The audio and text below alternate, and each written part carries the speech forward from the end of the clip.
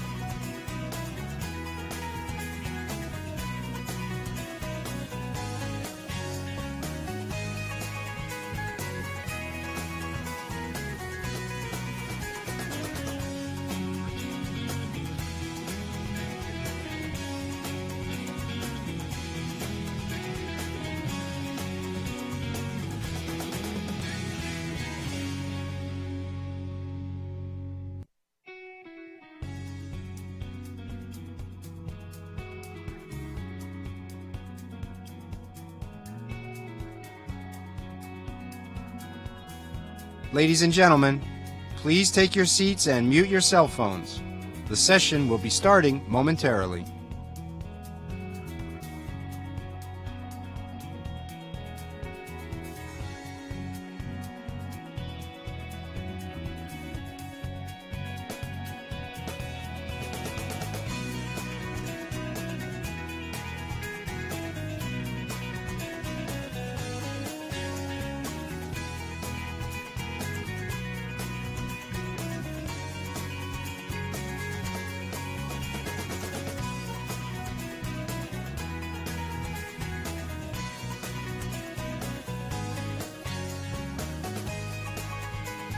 Ladies and gentlemen, please take your seats and mute your cell phones.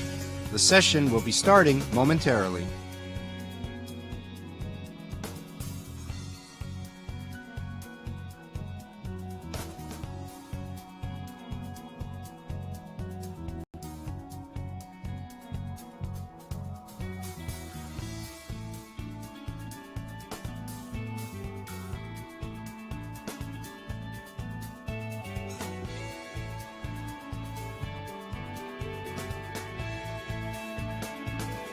Please welcome the Honorable Richard Stengel, United States Undersecretary of State for Public Diplomacy and Public Affairs.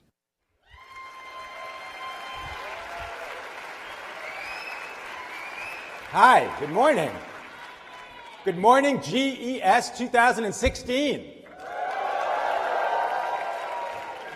We're here. You're here. Actually, it's amazing to look out. The amount of genius and creativity and optimism and altruism in this room is really astonishing. It's like you should all be a couple of feet off the ground. So welcome to the 7th Global Entrepreneurship Summit, the best and the last of the Obama administration. At Stanford University. Yeah. And you know what I learned yesterday? it was harder to be a delegate, to be one of you here at GES, than to actually get into Stanford. So you're more exclusive and better. So this is absolutely my favorite thing that we do as a government, which is basically getting you all together and then getting out of the way.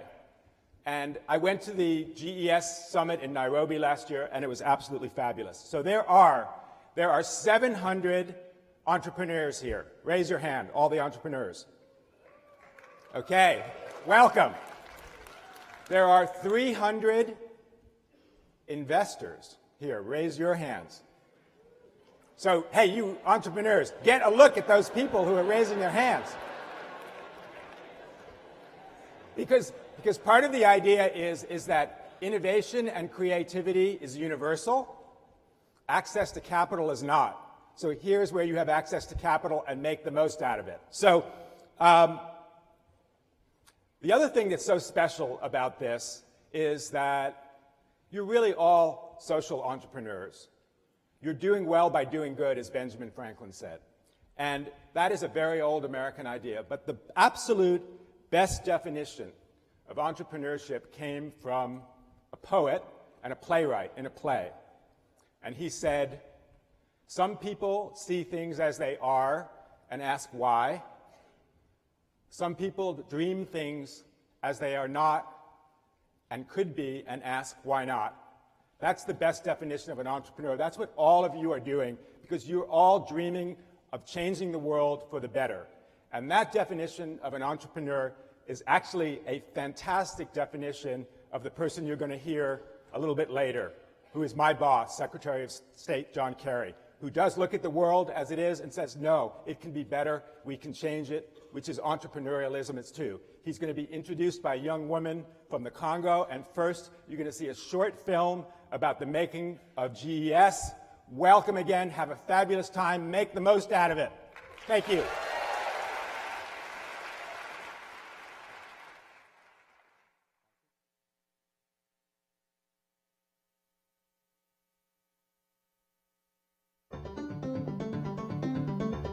Since 2010, the Global Entrepreneurship Summit has brought together the best innovators, thinkers, social entrepreneurs, and investors to a different region of the world. We've come together to foster economic development, to promote health, especially for women and children, and to advance the work that brings you here today, the entrepreneurship that creates jobs and opportunity. We do all this because we believe that whether you live in Kuala Lumpur or Kuwait or Kansas City, when you're free to have your own ideas, pursue your dreams, start your own businesses, serve your communities, it isn't just good for your nations. It means more prosperity and progress for us all. The United States hosts the Global Entrepreneurship Summit, this time in the birthplace of modern innovation, Silicon Valley.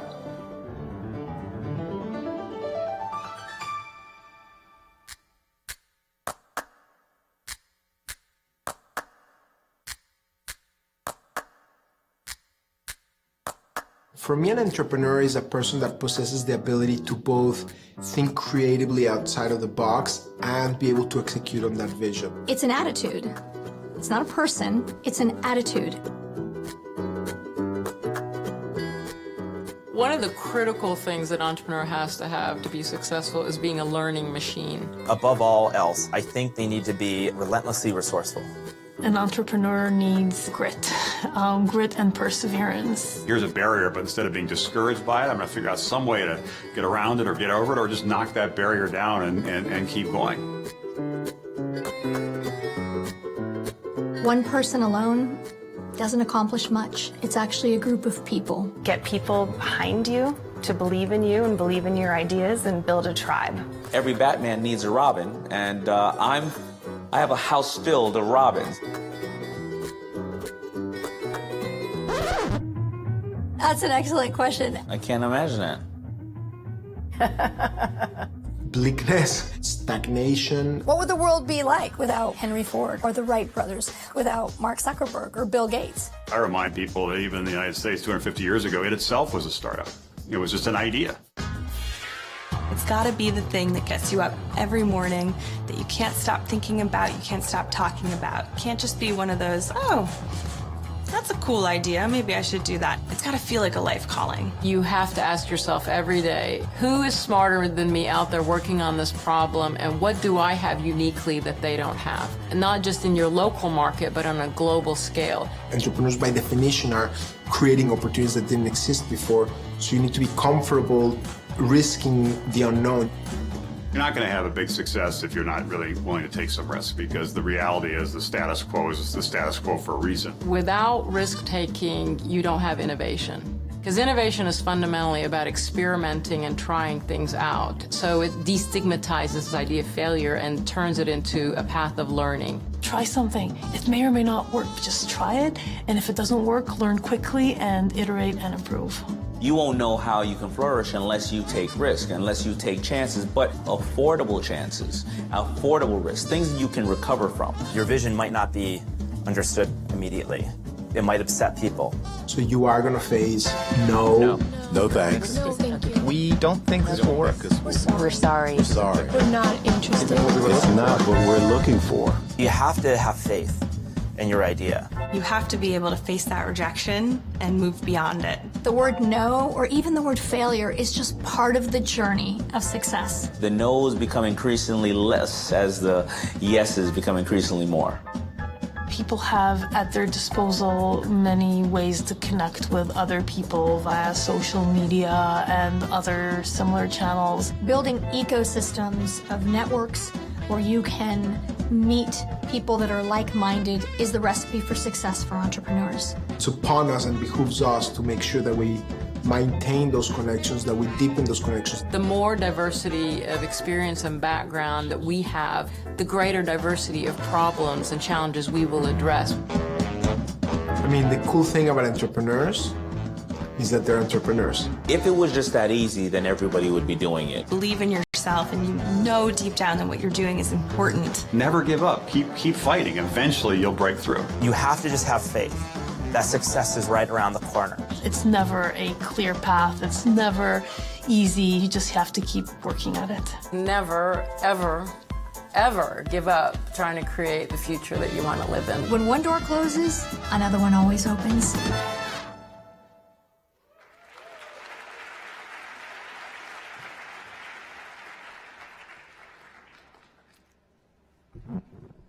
Ladies and gentlemen, my name is Patricia Nzolantima from the Democratic Republic of Congo.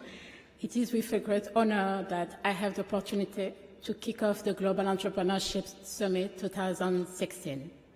I could not think of a better place to celebrate entrepreneurship than right here in the Silicon Valley, a place where iconic brands are born, a place where concepts become concrete company, a place where dreams become reality. My dreams became a long way from here, in a place that could not be more different on the road of Kinshasa. My first venture became in high school when I sold wolf to some of my classmates. I woke up every day at 5 a.m. to collect wolf, get myself organizing, and arrive at school by 7:30. Each waffle went for $3, and I made $1 for each sale. Eventually, I saved enough money to buy a sewing machine, which I used to make African dress for local women. Later, I started selling postcards where different businesses could advertising their product. Ultimately, through my primary passion has always been to empowering other women to break long-standing expectations about a woman's role in society, to pierce the highest and hardest glass ceiling, and to become entrepreneurs and community leaders themselves. Because of all of us here know from experience that our country succeeds, women can continue to be treated as second-class citizens. That when women earn a steady paycheck, we are more likely to invest what we have in things that strengthen family, neighborhoods, and in education, nutrition, healthcare, and shelter. So I pour all my energy and resources into that cause, launching a women magazine and organize events to allow women in businesses to meet each other and encourage one another to keep going. And in 2012, I was one of the 63 young entrepreneurs to take part in the Young African Leader Initiative established by the President Obama. That experience allowed me to pursue my largest goal, like establishing an incubator that offers funding, training, and mentorship to African women ready to start their own businesses. And I hope one day I can create a women bank dedicated to finance women-led projects because women pay back.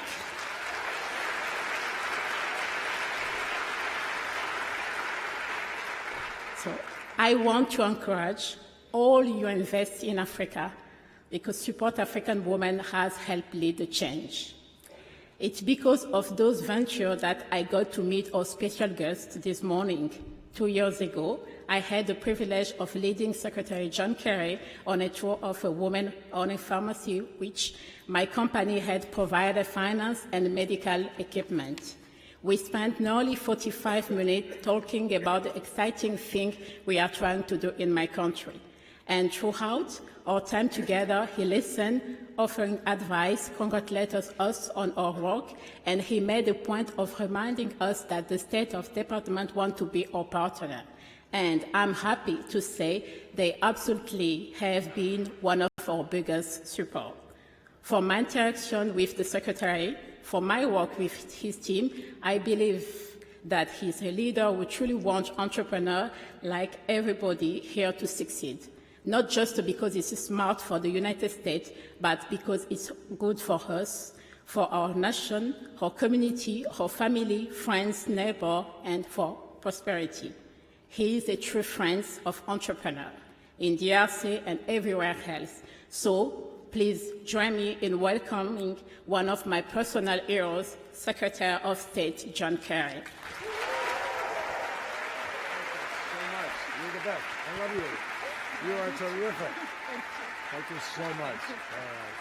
Thank you.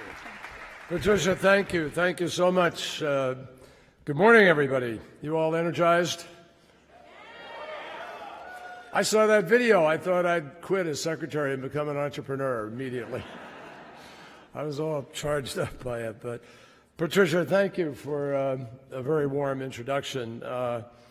My memories of our tour together and our conversation in Kinshasa are still very fresh in my mind, and I am really delighted to see that you have continued your twin goals of, number one, building a successful enterprise in your home country, but also empowering young women to start their own. And I think she is a great example. I'm delighted she's also part of President Obama's Young African Leaders Initiative, which is a critical initiative the President has exemplified, I think, extraordinary leadership on.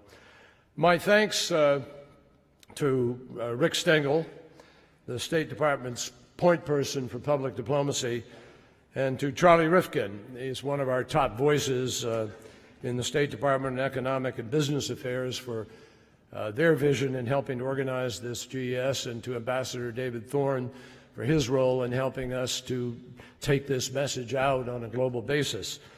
I want to thank California for reminding me how absolutely astonishingly beautiful it is out here. Enough to make me cancel my flight. I'm not going home, folks. I want to particularly thank our hosts here at Stanford, a learning institution that so embodies this area's tradition of innovation that President John Hennessy is known as the godfather of Silicon Valley. And I know that he has played an extraordinary role in helping this valley to become the remarkable center of thinking and of groundbreaking new initiatives that it is. It is really fitting that we are all gathered here for this, the final gathering of the GES under President Obama, but it will continue, and as you all know, will take place next year in India. I also know that this peninsula is famous for its 20-something CEOs who wear jeans and hoodies to the office and make a living trying to upend the established order. So clearly it is only fitting that your opening act should be a guy with gray hair and a dark suit who spent decades in government and whose idea of disruptive art probably pretty much begins and ends with Mick Jagger. But in fact, my years of experience have actually taught me a very important lesson about these types of gatherings. The best thing the government can do is convene the forum, make sure the coffee is hot, and get out of the way. And we've seen in the past 6 years that a successful GES is measured not by the numbers of speeches that are given, but it's measured by the contacts that all of you make. It's measured by the quality of your interventions, by the quality of the relationships you build, the networks you take away from here, the partnerships that you forge with peers and hopefully with potential investors, and the networking that you do that may lead to the next iconic global brand. When you listen to those people in the video a few minutes ago, you know that's not a dream. I mean, I guess it is a dream, begins as a dream, but it's such a reality. It's possible if you're willing to break through the no's, and I tell you, I hear no more than I hear yes in my business, but you keep plugging away. I want to emphasize something that to me is very important as I get to open the GES, and that is that there is a really close connection between what you do as entrepreneurs and investors and what I do as Secretary of State and what the President of the United States does in terms of our foreign initiatives and efforts.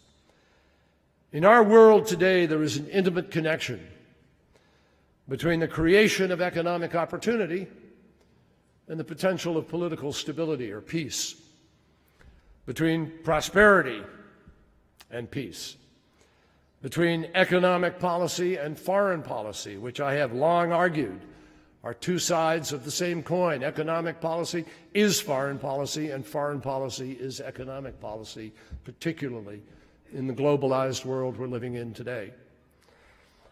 And I want to emphasize to you there is actually an urgency to encouraging as much entrepreneurial activity as possible, which is why President Obama invests so heavily in this, why I am here and he will be here, because we face some extraordinary challenges at this moment.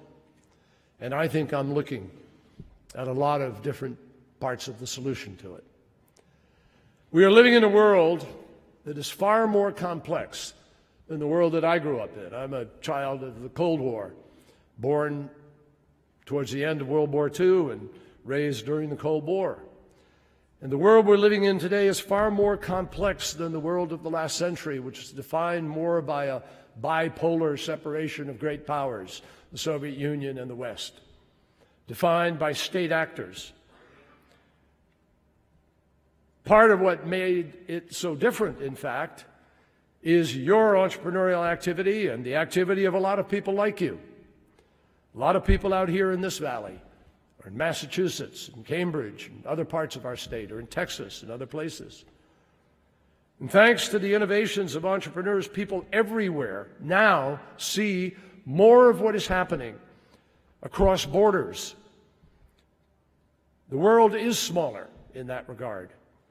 People have a better sense of what others are doing, of what others have, and that also means they have a sense of what they don't have and want. Disturbing images and outright lies can circle the globe in an instant and have an impact. As a result, our politics is moving faster. Certainly the shift in desire and aspirations, the felt needs. I had a college professor who always said that all politics is a reaction to felt need. And the needs are felt now by more people in more different places in the world in similar ways. The marketplace is moving faster. Ideas are moving faster. And we simply will not be able to keep up to solve the problems before us without the talent and contributions of this generation of entrepreneurs, of all of you. The fact is that we need you to utilize your business savvy, your ambition, your dream, your desire, to creatively figure out how we can educate a fast-growing generation of kids, how we can improve modes of transportation, how we can deliver health care to everybody and more effectively and efficiently, how we produce medical services that are within the reach of everybody, how we can build the infrastructure needed to grow economies and create shared prosperity worldwide. We need you to establish your businesses with two frames in mind: to create new products, yes, and do well, yes, turn a profit, help your local community, certainly, but also to tackle the enormous global challenges that we face. And in the end, of all the problems that we face, I just want to narrow this down for you to think about it in the context of your meetings in the next days and of what you decide to do when you go out of here and take what you've learned or pursue your dream. I want you to think about these interconnected challenges. The first is violent extremism and the emergence of radical non-state actors who have no agenda outside of the frustrations that they exploit, the bigotry that they espouse, and the conflicts that they inflame. And the depth of this challenge is now felt in every single corner of the world, and it was underlined just 2 weeks ago by the terrorist and homophobic shootings in Orlando, Florida. In country after country, in the Middle East, Africa, South Central, and East Asia, 60 to 65% of the populations of these countries are under the age of 30, 50% under the age of 21, 40% under the age of 18. These young people need education, and they need opportunity, and they need it now, not 10 years from now. And think of the peril if we leave those minds, which have the same desires that many of you do here, if we leave them to the picking of extremists and exploiters, demagogues. Our second challenge, literally growing in urgency every single day, is to preserve the health of our planet in the face of climate change and other environmental dangers. Last week, I traveled to the Arctic, and I saw firsthand the impact of what this means in real terms. Now, I have read about this for years, and I've been active in trying to deal with climate change since I went to the Senate in 1985. But I can tell you that seeing it up close and personal gives you a dramatic sense of what is happening in ways that no book or no briefing paper ever does. I flew over an ice fjord from which glacier flow dumps 86 million metric tons of ice per day, which would yield enough water in just 24 hours to be able to meet the needs of New York City for 3 whole weeks, or my city of Boston for 4 months. I saw the edges of mountains where there's a gray line now, way up high, with bare everything, all the way down to what remains of the ice. The edges of mountains and what used to be glacier that has disappeared only in the last 10 to 15 years. I saw with my own eyes what I've been reading for years about melting ice in the polar regions that could, within the lifetimes of babies born today, cause average sea level to rise 5 to 6 feet over the course of this century. And notwithstanding the craven protests of politicians who refuse stubbornly to accept science, climate change is a transcendent, urgent challenge, and we must all come together, public and private sector alike, to move to a low-carbon, low-emissions economy. Now, our third generational challenge is tied to the first two. It is to improve overall governance capacity all over the world so that leaders everywhere fight corruption, so they earn public confidence and inspire unity and a sense of vision, Anyone in local or international business confronts this issue every day in a variety of ways. And for entrepreneurs, poor governance can mean the difference between being able to start up and survive or never getting started at all. You may not believe that all of these issues automatically fall within your responsibility, but let me tell you, believe me, we need your creativity in order to address each and every one of them. And there are countless ways that you can help with government efficiency or hold people accountable, transparency, accountability, the movement of money, the accountability of it, the safety of it. There's so many different things that can be done to fight back against corruption. You have a fundamental interest in how these questions are answered, because you want to be able to operate a business without the fear of a terrorist attack. You want to be able to take advantage of the great economic openings in clean energy market. You want to be able to open your enterprises without having to pay a bribe or be dependent on making friends in high places. And this doesn't have to be complicated. You simply have to do what you do best: innovate, experiment, identify the needs in the market, come up with good ideas to meet them, build competitive economies where jobs are created and where hope and opportunity are widespread, and refuse to take no as an answer. And you may not realize it, but you also provide a highly visible and very effective rebuttal to the propaganda of violent extremist groups, because your optimism provides an alternative to their nihilism, because you're trying to build the brighter future that, in fact, these folks are determined to prevent, because you are living a narrative of modern civilization and progress that is diametrically opposed to the dark worldview of Daesh and its ilk, the very enemies of civilization itself. You can also be a partner to governments in finding solutions to any number of policy challenges, none more so than the effort to combat climate change. Many of you are the ones designing and working in or devising the latest techniques for how we produce or store or use energy.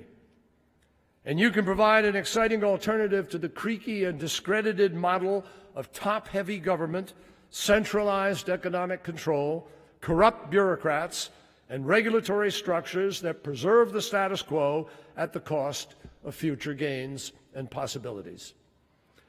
And because you are focused on replacing these old systems with new traditions defined by the promise of free enterprise and fair competition, once unleashed, it can never be reversed. So these are our shared challenges, my friends, as you gather here for 2 days of total input and stimulation, listen to our common calls to action. These are the areas where we can and must be partners. And it is for these reasons, among many more, that the Obama administration has made supporting you, supporting entrepreneurs, a top priority in our diplomacy and foreign policy. That's why on government-to-government level, we constantly push our counterparts in other nations to enact needed regulatory reforms, to invest in their schools, to protect intellectual property, to end corruption, and to make public sector a facilitator, not a barrier, not an obstacle to the creation and success of new businesses. It's why we urge our partners worldwide to develop healthy entrepreneurial ecosystems by expanding access to capital, fostering innovation and risk-taking, promoting transparency, ensuring the rule of law. In short, by creating the infrastructure of both good governance and open markets. And it's why the State Department works directly with entrepreneurs overseas. We have established centers in Pakistan, Cambodia, Zambia, Kenya that provide training, mentorship, and access to technology to women entrepreneurs. We've dedicated resources to help the next generation of innovators in the Mekong Delta region of Vietnam and help them to be able to preserve that area as well as to grow startups. And led by Ambassador Thorne, we've sent teams of public and private sector leaders on innovation roadshows across Asia to strengthen ties and support new business formation in critical and fast-growing regions. And you can anticipate that as you go out from here and get engaged in whatever initiative it is you're planning, we will be there moving around and working to continue to provide a support structure for your efforts. We have literally brought thousands of entrepreneurs together at each GES, and as I mentioned, this will continue beyond President Obama's presidency next year in India. This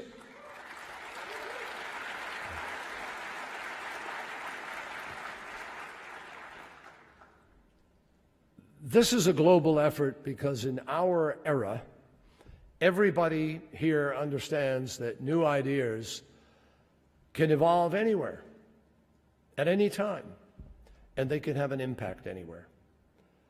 In my travels as secretary, I have been absolutely amazed by the groundbreaking designs I've seen, by the ideas being brought to life everywhere, sometimes where you least expect it, by the men and women striking out to create new firms with an idea of both turning a profit as well as improving their communities. This is literally happening in every single corner of our planet today, and it's what gives me such extraordinary confidence about the future. In Indonesia, Imam Usman developed an online marketplace for tutoring services and a program to provide test prep materials free of charge, leveling the playing field for children from poor families so they could compete. In Liberia, Arshel Bernard opened a company to design and produce clothes in contemporary African styles and hired some of her country's most vulnerable citizens, including rape victims, Ebola survivors, and deaf students, to help sew and sell their wares around the world. In Morocco, Yasmin El Baghari started a business that matches travelers with a place to stay and a family to host them, giving tourists an alternative look at different destinations while also deepening people-to-people ties. You can go on and on and on. It's endless. We could tell similar stories about virtually every single one of you in this room.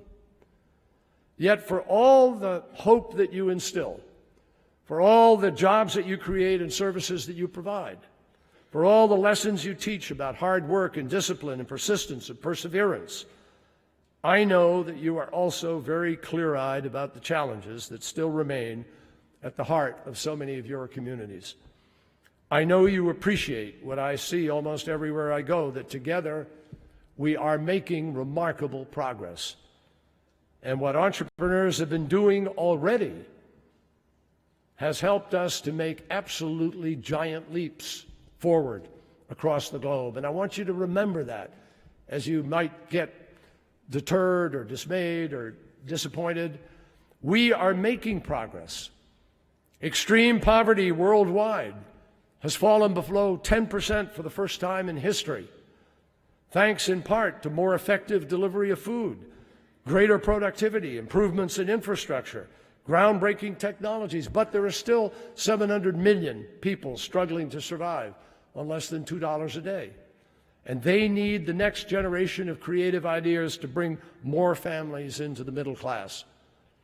We are on the threshold of the first generation in 30 years to be born AIDS-free, thanks to advances in medicine, in testing, and the prevention and delivery of essential services. Yet, overall transmission rates still need to come down, and we need to expand access to better treatment and ultimately find a cure. The number of women dying in childbirth has been cut in half, due in large part to improvements in technology, prenatal care, and education. But there's still hundreds of thousands of preventable deaths every year, and we need to do even more to ensure that all prospective mothers receive the care that they deserve. Simply put, what you and past generations of entrepreneurs have already achieved has brought about a revolution in our world right now. And you saw each of those people in the video respond to the question of where would we be without entrepreneurs? This journey that we are all on this planet is defined by entrepreneurial activity. Just think about it. A child today is more likely than ever before to be born healthy, more likely to be adequately fed, more likely to get the necessary vaccinations, more likely to attend school, and more likely to live a long life. Individuals and companies around the world thrive on new technologies that have made possible incredible breakthroughs in education, communications, healthcare, economic growth. And the number of democracies has doubled, while the number of nuclear weapons has fallen by 2/3 in just the last 30 years.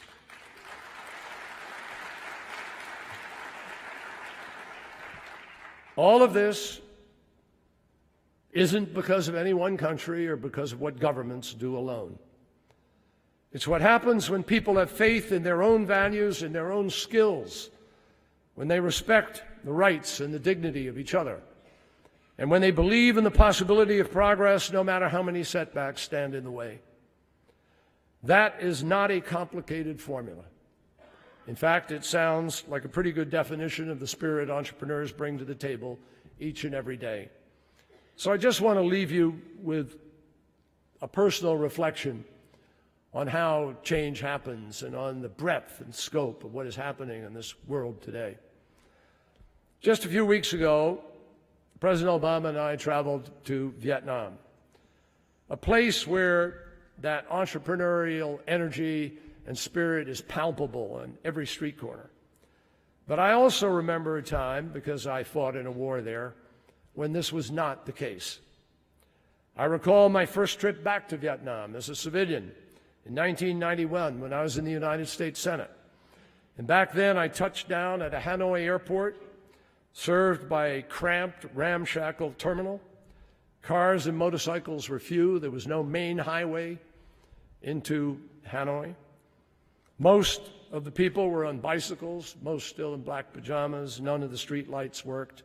Locals were prohibited from speaking with foreigners, and an economic embargo was in full force. And in the hearts and minds of many people here in our country, the war still went on. Today, just 25 years later, that country and our relationship are completely changed. Vietnam has embraced a raging capitalism. Modern technology can be found everywhere. Tourists now flood the streets and talk freely with the local vendors, and the economy is growing, and hardly any Vietnamese citizens still think about the war of long ago. Getting to this point wasn't easy. It took us 20 years to normalize relations, another 20 years to move from healing to building. But now the leaders, the young people, predominantly a young nation, and their families are all looking forward and dreaming of what the next 20 years can bring. It is exactly this spirit that we have to replicate in communities and nations in every region and on every continent. And that is what I know drives so many of you to continue dreaming, to continue working, to continue striving and innovating, taking risks, and seeking out investors to back your latest venture. You can change the world. You're embarking on careers that will take many of you to companies not yet founded, using devices not yet developed, based on ideas not yet conceived. In fact, you will be the men and women starting those companies, discovering those devices, and shaping those ideas. And to some, that degree of uncertainty is fraught with fear, yes, but you're entrepreneurs, and you wouldn't be here if you took the safer path, if you felt bound by what others told you could or could not be done. You understand to the depths of your soul what the great Muhammad Ali meant when he said that impossible is just a big word thrown around by small men who find it easier to live in the world they've been given than to explore the power that they have to change it. Impossible is not a fact. Impossible is not a fact. It's an opinion. Impossible is not a declaration. It's a dare. GES is about daring. It's about knowing your power to change the world and then acting on it. It's about leading our planet towards a future of prosperity, peace, and progress. and I look forward to joining with you and all of you as we realize that vision in the years ahead. Thank you for being here. Take the most out of these next 2 days. God bless you all. Thank you. Thank you.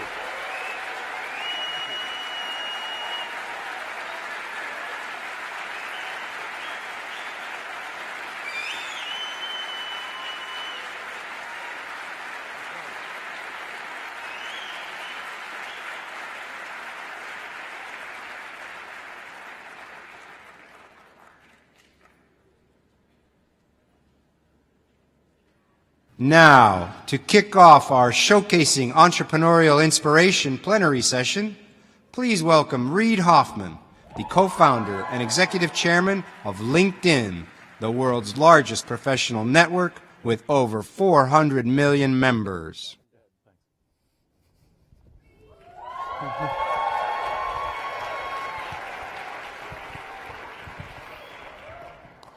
So I'll start with two things.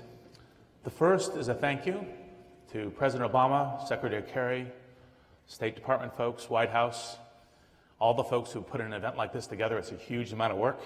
Let's give them a hand.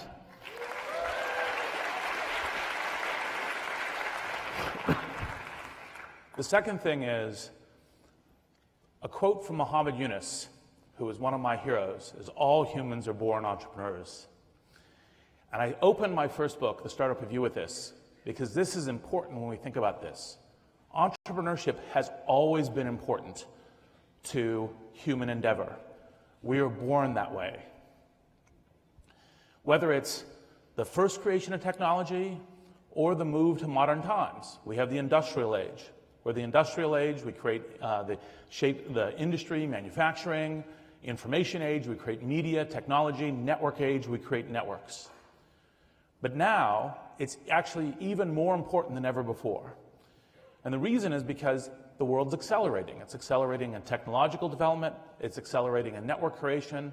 It's accelerating in the technology by which we make ourselves more productive. But that also creates disruption and change. And part of that disruption and change creates pressures upon the middle class, pressures upon the changes in jobs. There's some studies that suggest that 40% of current jobs over the next 2 decades may in fact actually disappear as they are. How are new jobs created? They're created by entrepreneurs. Right? If you actually look at all of the economic studies in terms of where job growth comes, it comes from new industries, new high-impact entrepreneurs, new high-impact companies that create the new industries, that create the work and create the prosperity.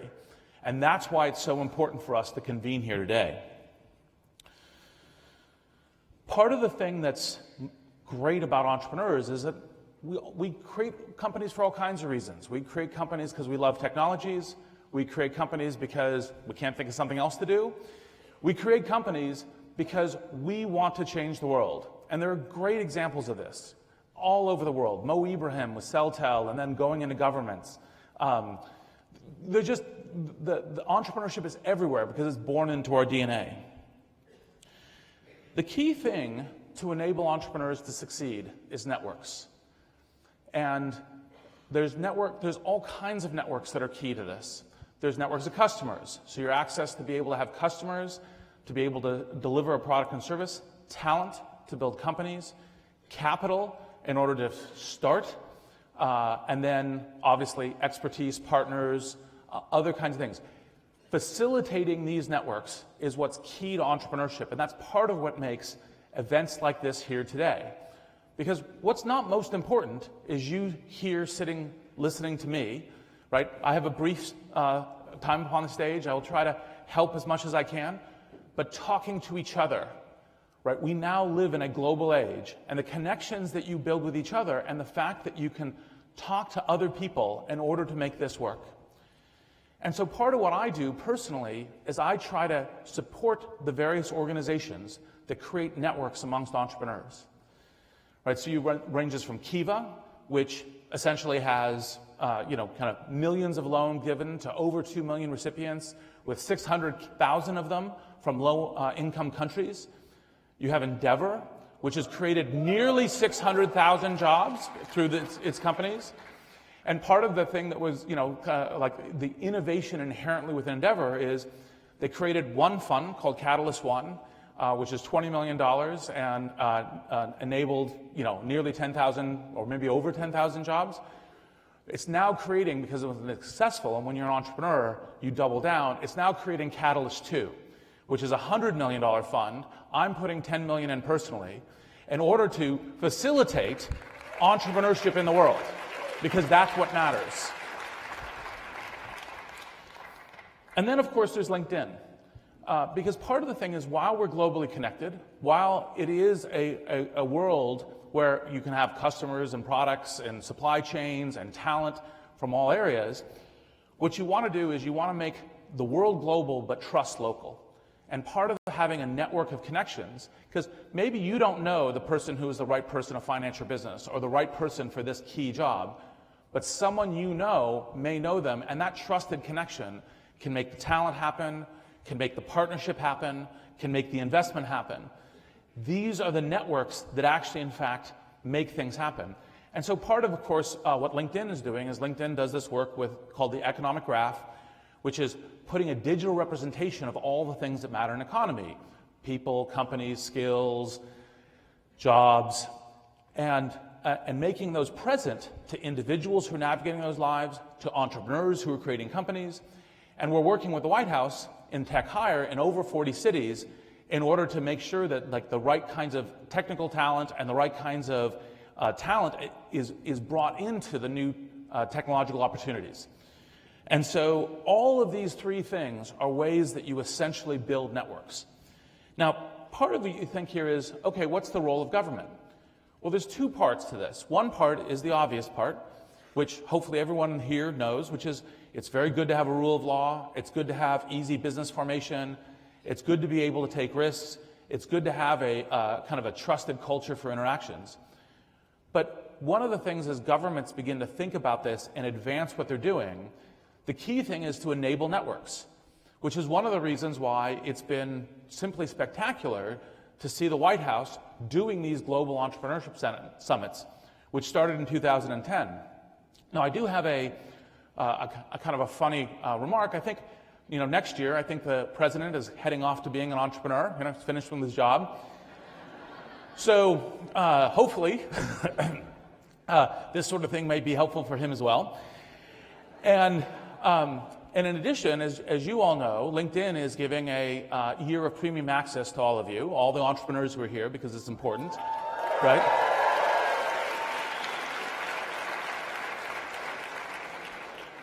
I'll also make sure the president gets one too, for next year. So, but enabling, on a much more serious note, this sort of thing creates a culture that supports entrepreneurship, creates connectivity between you and each other. And part of the thing that's great about bringing you here to Silicon Valley is obviously those of us who work here as entrepreneurs and investors are enormously lucky. We have this whole network around us. It's already built for us. We didn't build this network. Part of how we can accomplish these great things is by participating in this network. And one of my hopes is that you guys also get connected here, because networks get stronger by deeper trusted connections. And in addition to networks that kind of get to the obvious things around talent and capital and customers and partners, part of the thing about networks is learning. And part of what you're all here to do is say, okay, we already know a bunch, we're already risk takers, we're already willing to jump off the cliff, assemble the airplane on the way down. It's kind of the metaphor that I use for entrepreneurship. And we're already doing that, that's great. What you need to be is constantly learning. And one of the things that I have found delightful about Silicon Valley is that the network isn't just like, oh, do you know someone to hire, but it's also, we learn from each other. I mean, nearly a classic conversation any time that I sit down with someone here that I know is, oh, what have you seen going on? What are the new tech trends? I mean, one of the things that I remember from the very early days in LinkedIn is I felt very proud of myself as we got in our production cycle to releasing once a week. And I was like, we're really good. And I sat down with Max Levchin, who was one of the co-founders of PayPal. And he's like, oh, yeah. Last month we got to releasing a production every day. I was like, how did you do that? Right. That learning is really key to being successful as an entrepreneur. And you know that. That's why you're all here. Now, part of that is to say that we also learn from you. There's certain ways that we play the game here. It's really useful. It has to do with, there's a class that I taught at Stanford called blitzscaling. It's the secret of Silicon Valley is not just startup, it's scale up. It's the way that you actually build global presences very quickly. But part of that is also learning that from other areas of the world. I've been a student of China a lot in the last few years because there's another place that does blitzscaling. And that is, I think, doable everywhere. So my last remark to thank you for all being here is that I also look forward to learning from you. You are building companies, you are building the future. It is a thing that really matters to us. And I can't thank you enough for being here. Thank you.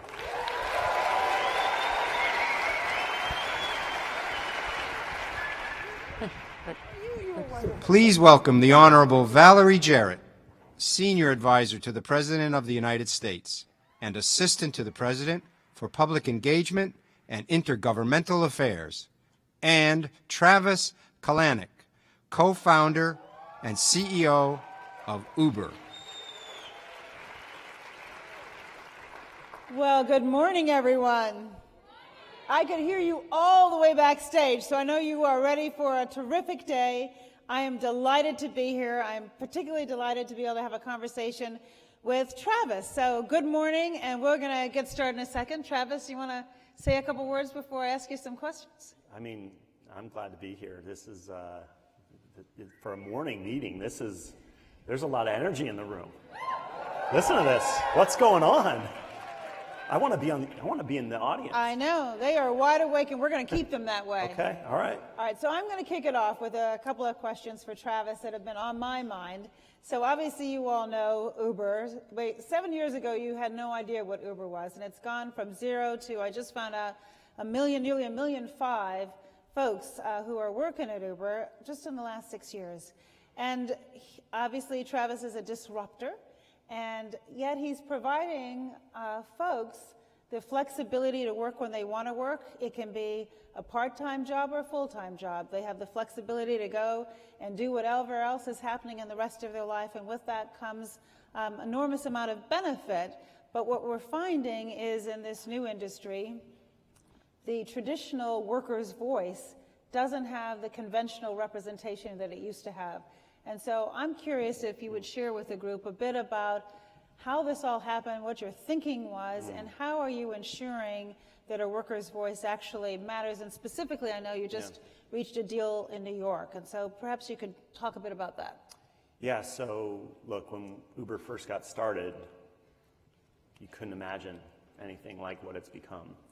It was for me, my co-founder, and 100 friends where we could push a button and get a ride, and at the time it was just black cars, and it was just very small, and it was only in San Francisco. But when you then have millions of people using Uber to make a living, that's the other side of the equation. Right. There's just a huge amount of responsibility there in terms of, okay, let's make sure that not just that the on-demand economy that is about pushing a button and getting a ride, that's great, but there's the other side of that too.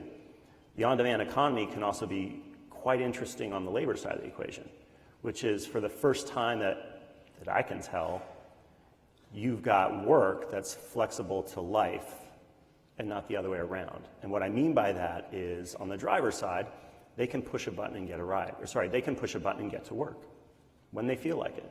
They can also push a button and stop work, right? I mean, the old version of the labor, sort of how labor used to work, let's say, it's still a real thing today, but certainly different in Uber. But it's you clock in, clock out. Clock in at 9, clock out at 5 or 6, something like this. What if you got to pick up your daughter from school at 3? What happens? Well, I mean, you might be able to ask for permission once, twice, certainly not a lot of times, and at some point that's just not going to work. But imagine if you're on your own terms. Imagine if you want to stop working, you can. If you want to pick your daughter up from school, you just can. And that's really powerful. And I think the second part of this is, You know, the old school version of the labor movement is one that's exclusive, meaning it excludes, that only some people get the benefit of working, only some people get the benefit of being in a particular union, and it excludes others from participating in sort of the Uber style. The Uber sort of version of the labor movement is it's inclusive, is that anybody can work. And what that means is that, well, in many ways, we look at Uber as being a safety net for a city. It's like, imagine if a manufacturing plant goes out of business or another business in town is not doing so well and lays people off. This work is here for everybody. And so those are the really amazing parts. But at the same time, of course, well, you know, we have to make sure that these rides are safe. We have to make sure that there's a quality of service that customers are happy with. What happens in deactivation situations? What happens when, you know, this is how somebody's making a living in some way. I mean, 60% of the drivers are doing 10 hours or less a week. So for a lot of folks, it's sort of supplementing income. But you then have to have a communication channel. Like, these folks, they need to be heard, and you need to create mechanisms for them to be heard. You need to create mechanisms for, let's call it workplace justice or something. There needs to be a just system in place. Yes. And that's what we did in New York with the Machinists Union, is we created a situation where Uber can continue to innovate and do the things we do, but also creating a mechanism for sort of justice for the driver side of the equation. And also getting that feedback so that we are listening and making sure that we are continually making the system better, not just for riders, but also for drivers. So let's talk about justice for a minute, because obviously I think everyone knows that criminal justice is a priority. Criminal justice reform is a priority of President Obama, and we can't do it without the private sector. And I know that you have taken a hard look at what you can do to ensure that people who are being released from prison have a fair shot at getting their life on track. Could you talk a little bit about that? In backstage, we were talking about the philosophy of disruptors who also have to be concerned about justice and social justice and the role that they play in society.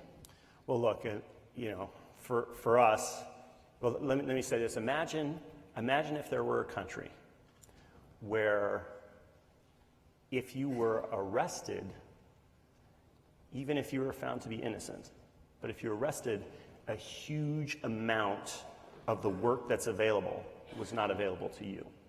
We're not even talking about convicted. Right.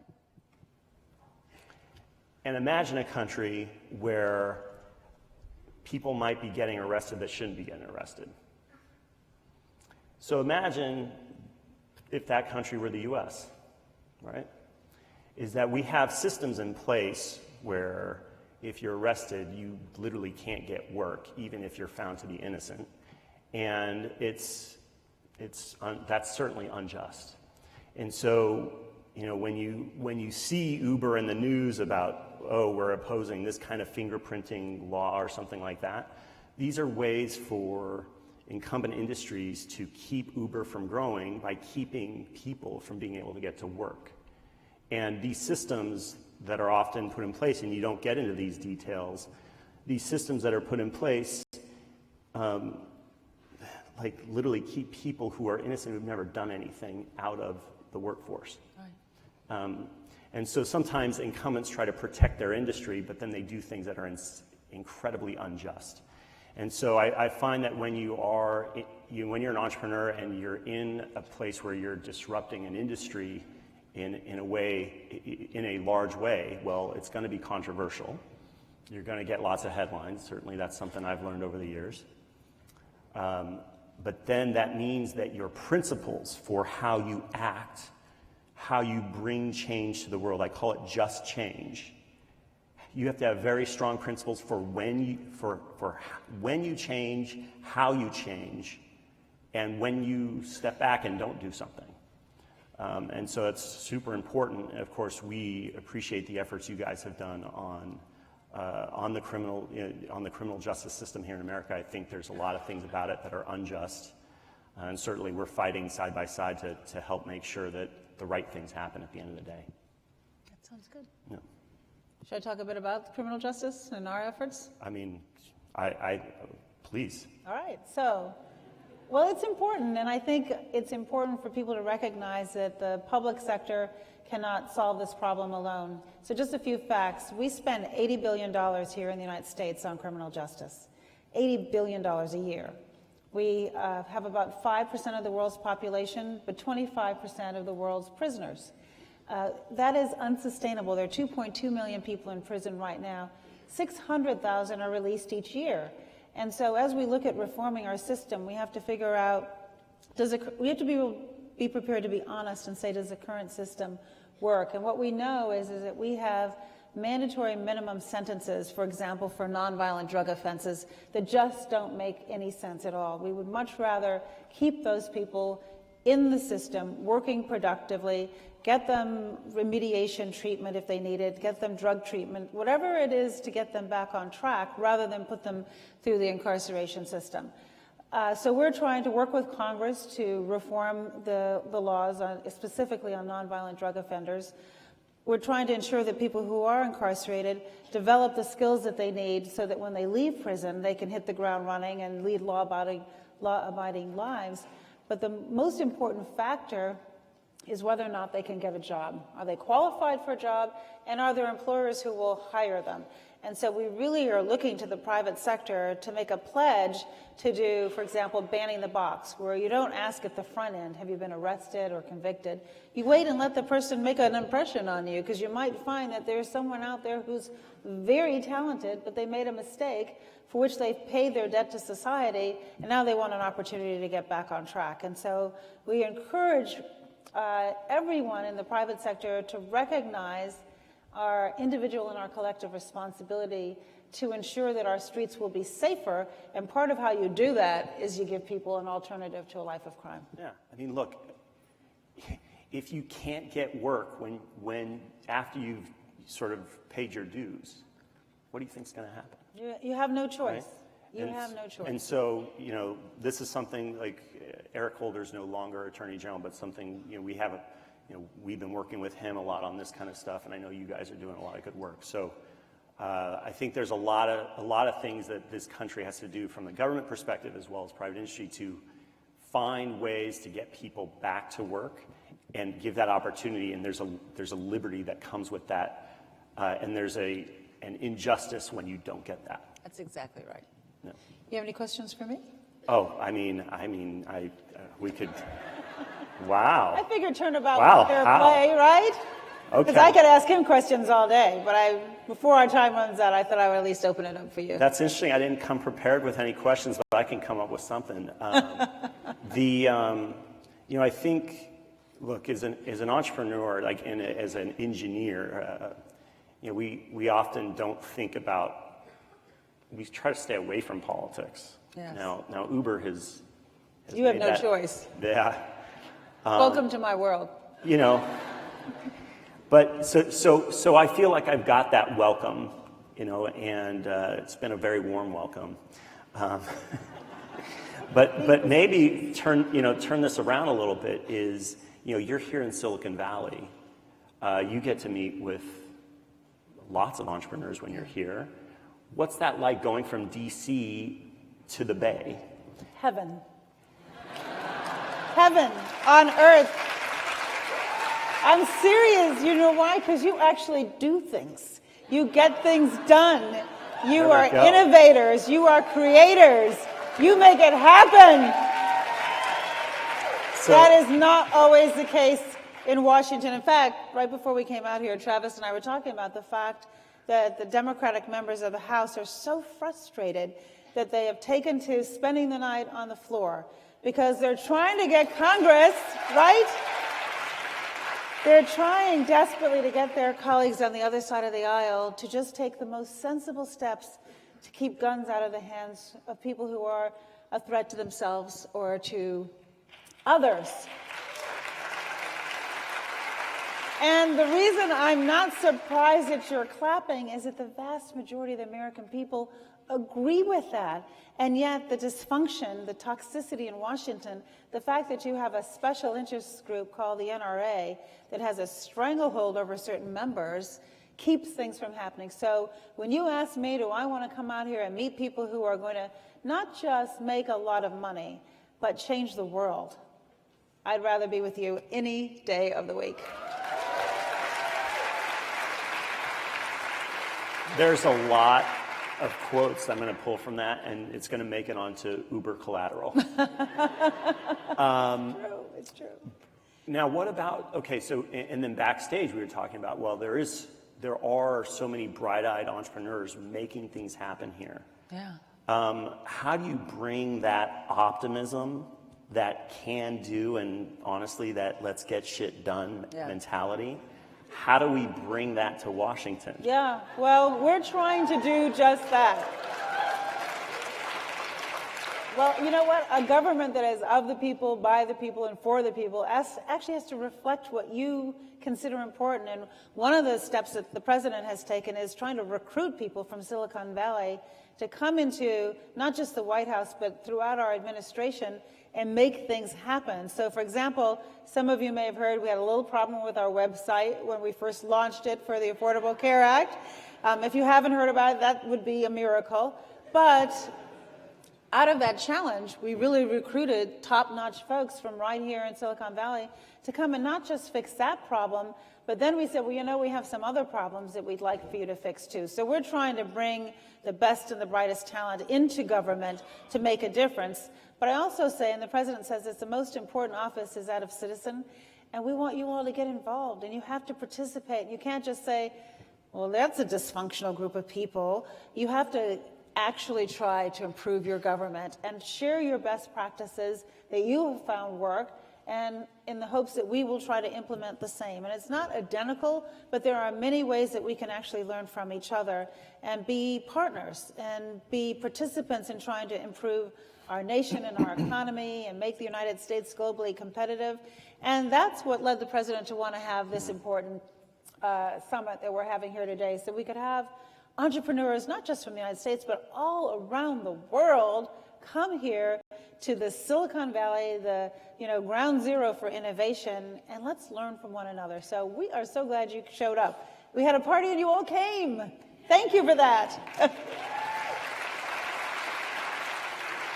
All right. Well, we are out of time, but Travis, I want to give you an opportunity. Any closing bits of advice? There's so many entrepreneurs who are out here who, and I was sharing with Travis, I met a group the other night who'd been at an idea for 7 years, and finally they're on the brink, and they have figured it out, they have cracked that nut, and part of survival, not just in the private sector, but in government as well, is you just have to be persistent and determined and keep your view on the long view and be flexible and learn in between. But you walk the walk and talk the talk. Any advice for some of our entrepreneurs who are wishing that in 6 years they are where you are? Well, look, I think a lot of people don't know much about my background, but prior to Uber, I'd say there was at least as much, if not more, failure than there was success. And the situation of going through a 5-year period or a 7-year period and it's still not working. Maybe running out of money many times. I've been there. Moving back home. It's not the end of the world. If you've got a family that'll take you in when times are tough. It's helpful. I got pancakes every morning. It was good. But I think the thing is that being an entrepreneur is never easy. That's not what you sign up for when you become one. And the minute it gets easy, that means it's about to get really hard. And so just keep, it is about that persistence. It is about knowing that it's going to be hard every day, but if you believe in what you do, you stick with it, even when people think you're crazy. And I like to say there is the role of the entrepreneur is basically to understand the difference between perception and reality. Perception is conventional wisdom. It's what everybody thinks is right or is the answer, let's call it that.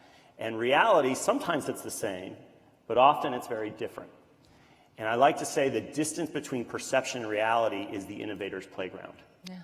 But if you are going to play in that playground, and you're going to tell the world that they're wrong by doing something over here, it means you have to get used to everybody thinking you're kind of crazy. And you have to get used to everybody saying this is not possible, or this is not right, or it's just not going to work. And you have to kind of stick to your guns, and if you are correctly seeing the difference between perception and reality, it will eventually work. And so understand that you may get 100 no's a day for 5 years straight before you start getting those yeses. But if you believe, if you're passionate and you stick with it and you are empathetic to reality and you listen, you will eventually find that success. And that's been my experience as an entrepreneur through good times and tough times. So I think that's good advice, not just for entrepreneurs, but for life. That's what leadership is all about. Success is hard. Success is really hard. So keep at it. Thank you very much, everybody.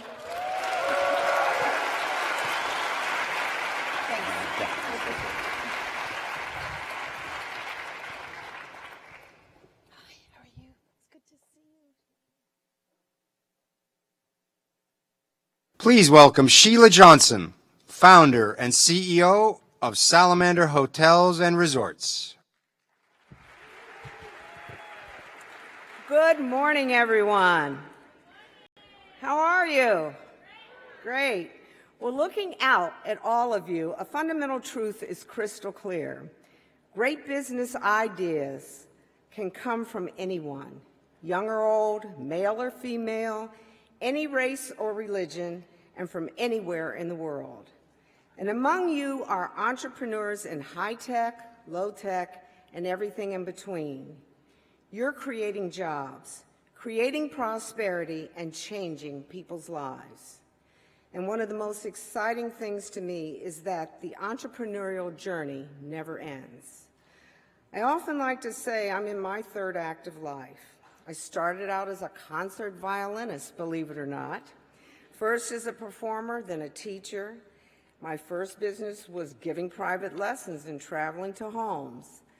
Then I switched gears to join the cable television industry as co-founder of Black Entertainment Television, helping to build the company from a $15,000 loan to a multi-billion-dollar sale. Now I'm founder and CEO of a luxury hospitality enterprise called Salamander Hotels and Resorts. And I'm always on the lookout for new opportunities to be seized. So I welcome this chance to exchange ideas and inspiration with one another. Because while there's no single recipe for success, there is a lot that we can learn and we can share. And in that spirit, I wanted to offer 3 lessons from my experience and encourage you to be fearless as you carve out a new path of your own. My first lesson, which may sound obvious, is you have to know your niche. Look for the needs that others aren't meeting, the markets that no one else is paying attention to. In many cases, you'll discover that niche because you are the target customer, and you're frustrated at not being able to find a product, service, or experience you want. But just as important as finding that niche is getting other people to see its promise. Because in order to have a great idea and to get it off the ground, you need resources behind it. And often, if a market is being overlooked, it's because investors just don't understand it, especially if it caters to a group that's underprivileged or underserved. And that was the case with Black Entertainment Television, BET, which I helped found in the late 1970s. At the time, cable television was still in its infancy. New networks were being started, and each focused on its own narrow segment, like movies, music, or news.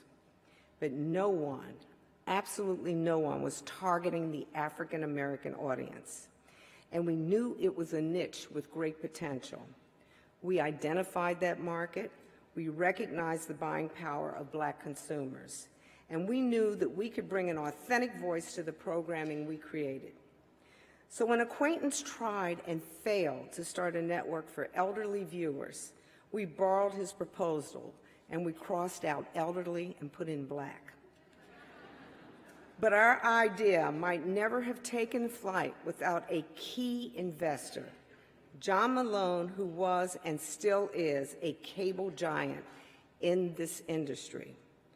Not long before our launch, John put $500,000 into BET with an equity stake of $180,000 and the rest as a business loan. The fact that he recognized the promise of our venture was frankly indispensable. And in 2000, when BET was sold to Viacom, John was with us to share the reward. The return on his investment was worth more than $800 million in Viacom shares. So my message is twofold. To entrepreneurs, know that finding a niche is important because you also need to help others see the promise of that unexplored terrain. You need to really understand the value of what you're building and be able to explain it to supporters who can give you the capital and the credibility to grow. Now, investors, I have a message for you. Be open to diversity and difference. Be open to pitches. Be open to pitches from women and minorities and people of all backgrounds other than your own.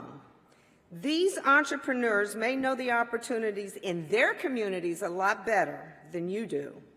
So betting on them isn't just about being nice, it's about building a blockbuster success. Thank you. The second lesson I want to share is the importance of discipline and focus.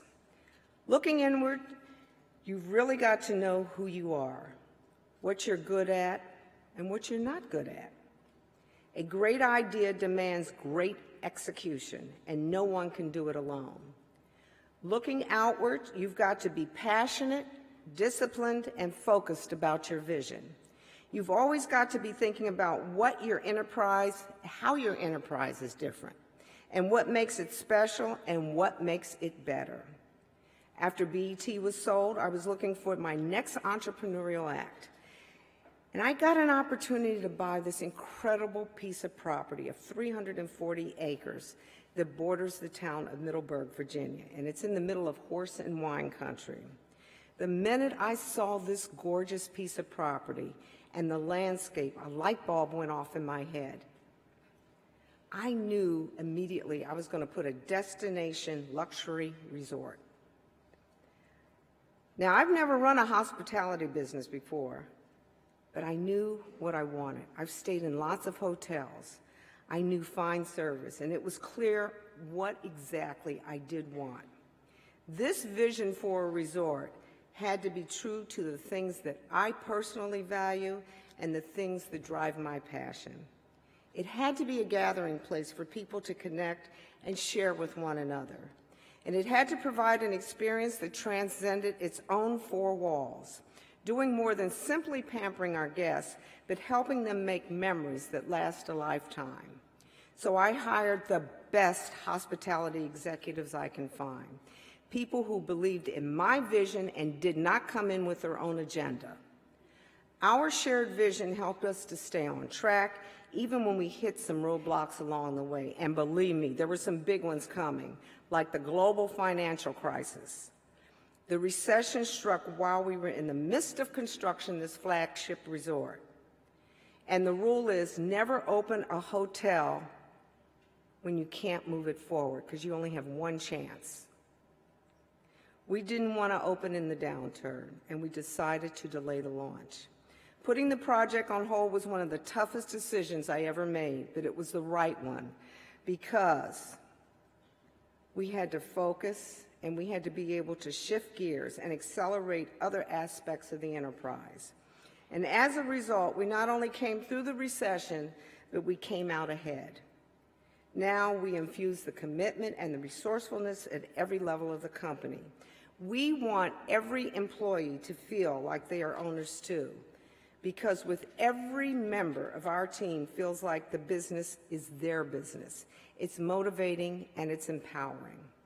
Our shared determination to go above and beyond to create a more fulfilling experience for our guests is why we have 5 hotels today.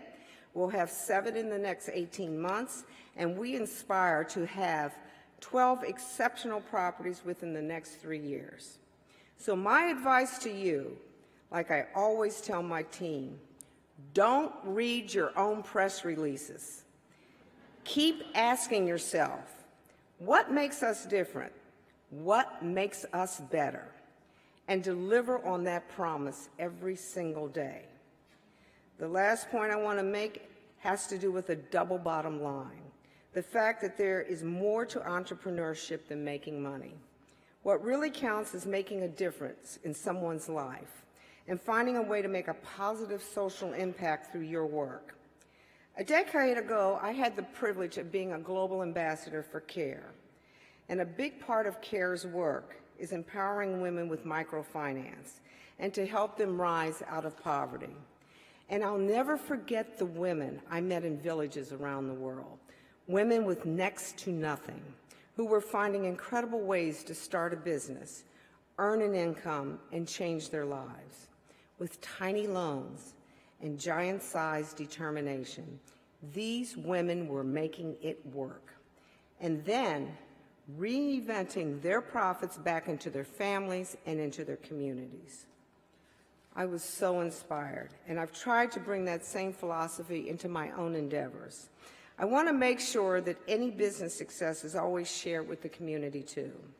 And I encourage you all to think broadly about what your impact as an entrepreneur can be, not just creating jobs or helping employees gain skills, or even starting a social enterprise, but serving as a role model and inspiring more people, including women, youth, and minorities, to reach for the stars and to be creators and innovators too. Before I close, let me share the story of the salamander name, because I get this question all the time. It comes from the man who once owned the farm that I now live in. He was a decorated World War II bomber pilot named Bruce Sunland. Bruce was flying his 13th mission when his plane crashed in Belgium, but somehow he managed to escape the Nazis and make his way to France. He joined a resistance group that was waging guerrilla warfare against Germans. They gave him the code name Salamander, after the amphibian that mythically can walk through fire and still come out alive. I was inspired by his story, a story not just of survival, but of true heroism. And I learned that for centuries, the salamander has been a symbol of courage, fortitude, and resilience. These are the strengths and the traits that I strive to bring to my business, and traits I value in every aspect of my life. So with Bruce's permission, I decided to make the salamander my personal brand, because to me, the salamander's spirit is something we can all relate to. It reminds us that greatness can take many forms, and that ordinary individuals can do extraordinary things. And looking out at all of you, I see extraordinary potential. So I wish you all the salamander's strength, and may your ideas change the world. Thank you.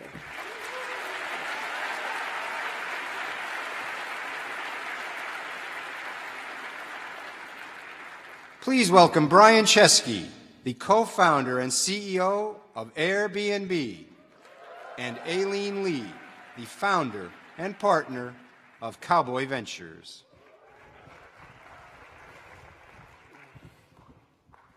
Wow, what a great crowd. Hi, Brian. How you doing? You all hear us okay? Too loud? Okay. All right, Brian. So in preparing for this conversation, I looked you up on the interwebs. Yeah. And the first thing I found was a bio, which said, "Thank you for your interest in Brian Chesky. He rarely accepts speaking invitations unless they strongly align with the strategic vision and goals of Airbnb or address global social issues that Brian is involved with." So I was like, wow, I'm excited that we're here together today. Yeah. But you are here. So why, if you rarely accept speaking invitations, why are you here? Well, I think that one of the most important things I can do is help the next generation entrepreneurs, and this is what this room really is. You have, I think, 1,000 entrepreneurs from around the world, and I spoke at the GES last year. I'm a Page member, so I spoke in Nairobi, and I ultimately believe that one of the best ways to make a huge impact on the world is to inspire people to actually change that world. And so who are the people that are changing that world? Well, I think entrepreneurs are some of those people, and I also believe, and I said this when I was in Nairobi last year, is, a lot of us are from Silicon Valley and we operate companies here in San Francisco or the Bay Area. But if a customer is using a product, I don't think they care where the founder's from. I think they care that that product is amazing. And so what does that mean? I think what that means is that the next generation of entrepreneurs can come from anywhere. They're not necessarily going to come from San Francisco because ideas don't just originate here. They come from truly anywhere. And so I told them that I thought when I was in Nairobi that the next great entrepreneurs could come certainly from Africa, and they certainly could come from really any country around the world. And so this is so core to my mission, not just to help entrepreneurs, but to help entrepreneurs all over the world, because that's where ideas are from. And most of our business, 75% of our business, is outside of the United States. Wow, that's amazing. By the way, it'd be great to see. That's awesome. Maybe a show of hands from the audience. How many of you are not from here? Basically everyone. Oh my God. That's so awesome. So great. There you go. Okay, so Airbnb is about 8 years old. Yes.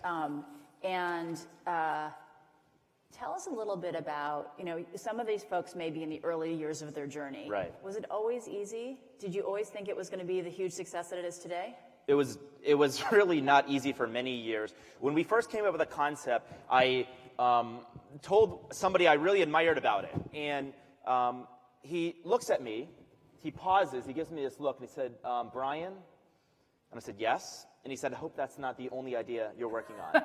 I also have the cereal idea. Yes, exactly. And so this idea literally did not work for a long time. In fact, we launched and 3 people used it.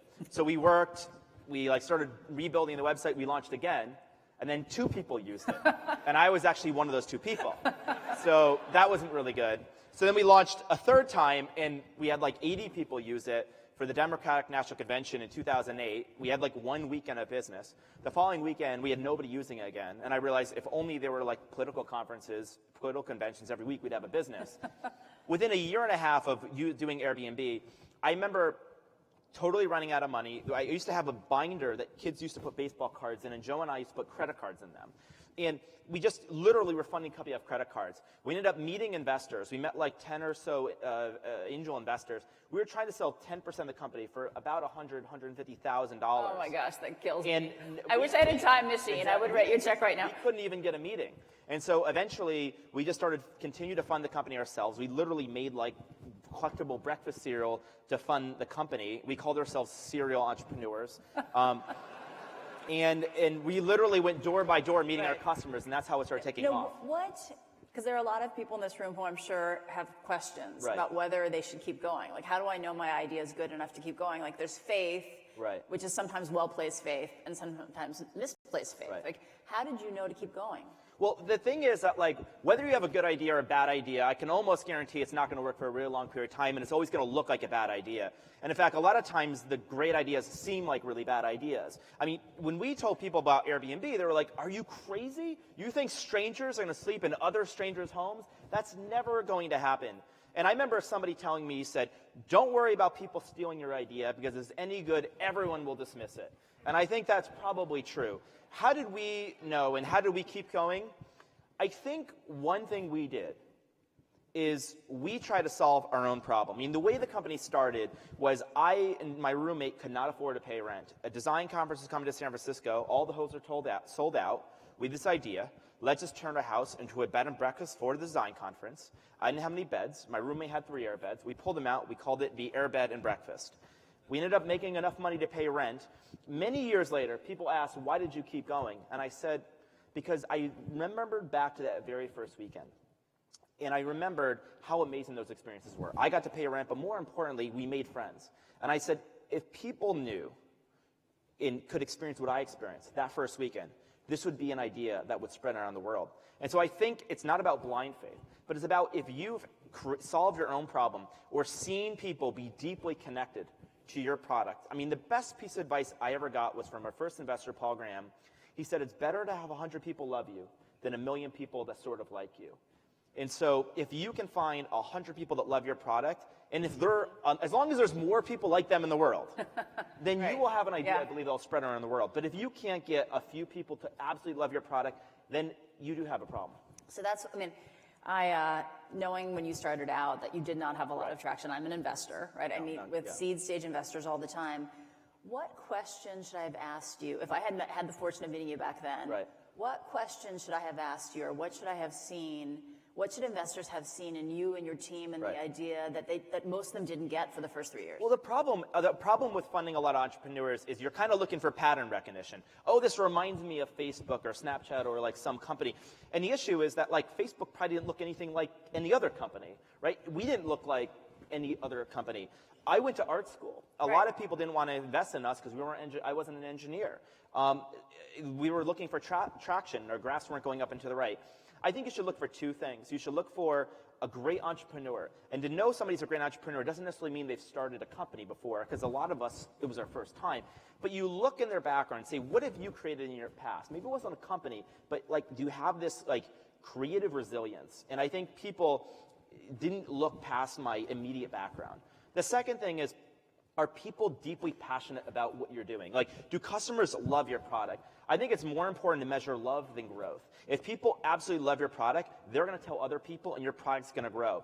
If an investor is waiting to see a graph up and to the right, they're probably already bidding with a whole bunch of other investors at a really high price.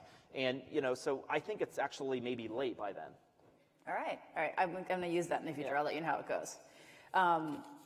Now, you are in almost every country in the world? I think we're in about all but 3 countries. Wow, that's amazing. You have thousands of employees. Yeah. You're $25 billion valuation or more, maybe. Yeah.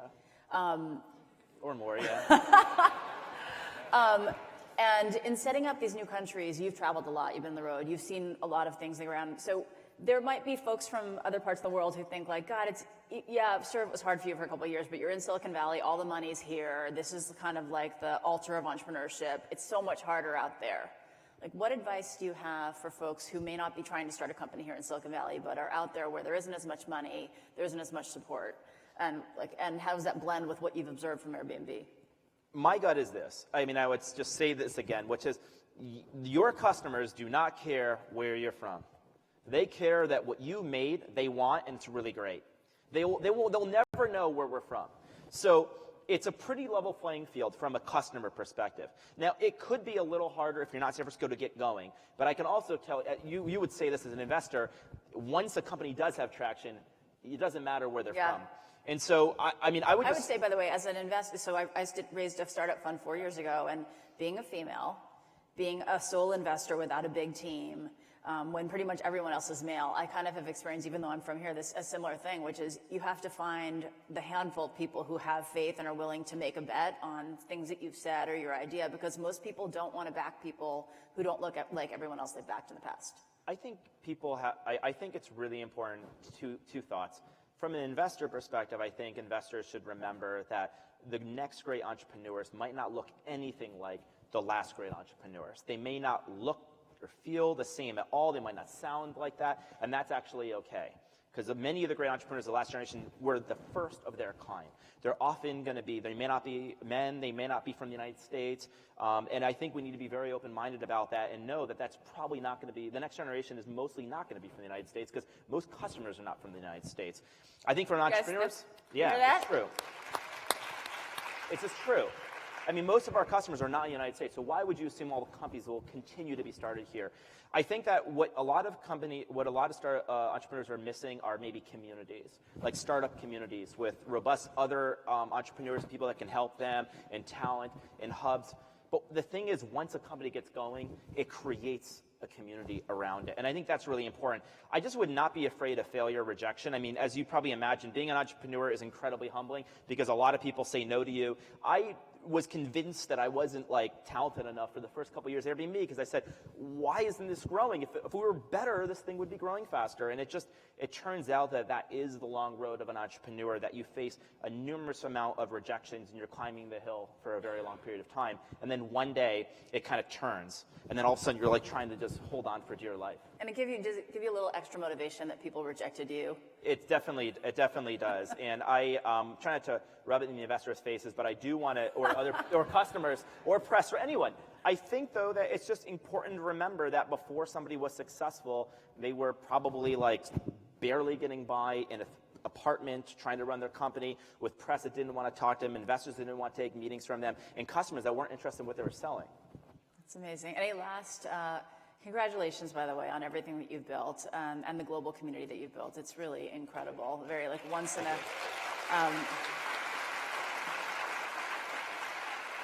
any last words of advice, especially maybe as a founder, CEO? I mean, when you started out, like you said, you didn't have a lot of work experience. Right. You scaled to be at the helm of a very large company. How have you scaled yourself? And what advice would you give to the folks out there who want to scale themselves? You know, I think I've reflected on like what's the most important thing I've learned, and it's super hard to give like a single lesson. And so probably the highest leverage thing I'd say is the most important thing I've learned how to do is to learn quickly. Like, in other words, I'm learning how to learn, because there's not one lesson. And fortunately, there's not even 1,000 lessons. There's literally like 10,000 or 100,000 decisions that I've had to make. And many of them are very small, and they're literally like every hour for the last 8 years. I think learning how to learn is incredibly important. And what are some ways to learn very quickly? Well, there's a couple basic things I could say. The first thing is if you had to learn everything about a subject and you had 1 week, what would you do? You'd probably like read 10 or 20 different sources. Well, as an entrepreneur, you can't spend a week learning about one thing. You might have to learn about 5 things in that week. So now what are you going to do? You don't have time to read 10 or 20 sources about 5 different topics in a week. So what you learn is a shorthand. What's a shorthand? Well, what you can do is, instead of spending 10 hours learning about a subject, spend most of those hours learning who the source of that subject is, and then go directly to that source. And that is a shorthand. And so for me, that source were mentors, people around me. And there's a saying, you're the average of the people you surround yourself with, and you have to be willing to reach out to them. Another thing you need to do, I think, as an entrepreneur is be a little bit shameless. It's easy to like fear rejection, to feel like people don't want to help you. The one thing I can tell you is when I reached out to entrepreneurs and other people, they helped me.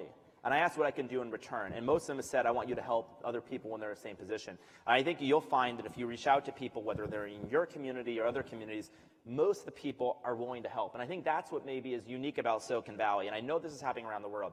Silicon Valley is not necessarily a zero-sum game. Most people are willing to take a meeting and help you. And I would be a little bit shameless about who can help you. Totally. I totally agree with that advice. Well, great advice, Brian. Thank you. Thank you so much, and have a great GES. Thank you. Thank you. Thank you.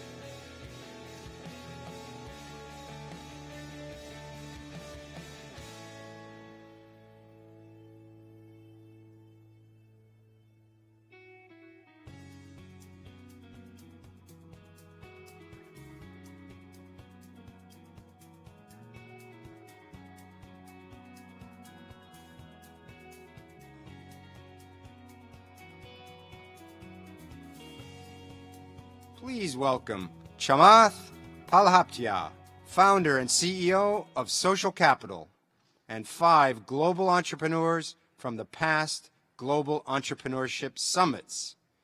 Marian Moon, founder of Wanda Organic Limited in Kenya, and alumna of GES 2015 in Nairobi.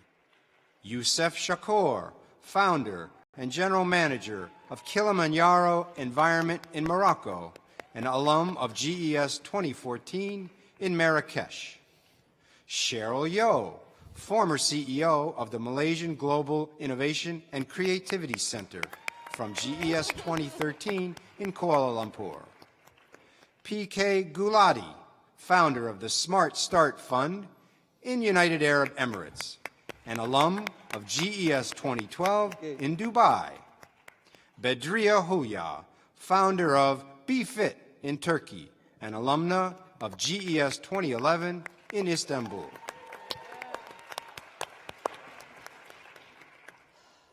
Okay. I've been given 5 minutes to tell you guys my story before everybody else gets to tell you theirs. I think the 6 of us, all represent sort of the best of what's possible when you have some combination of luck, skill, and opportunity. So let me tell you my version of those 3 things. I was born in Sri Lanka. My father worked in the health ministry there, and my mother was a nurse. And in 1976. And in 1982, I had the chance to emigrate to Canada. And we did that at the beginning of, at the time, what looked like just civil unrest between the Tamil minority and the Sinhalese majority in my country. And my dad went to work for the High Commission, my mom became a housewife. We were there for 4 years, and in 1986, when it was time to go back, by a whole confluence of events, that civil strife had unleashed a massive civil war. And in the middle of that, my father spoke his mind. We were unable to go back. We applied for refugee status, and we stayed in Canada for the next 12 or 13 years of my life as emigres to that country, taken in by a country who empathetically saw that they had a responsibility to help people like my father, my mother, myself, and my 2 siblings.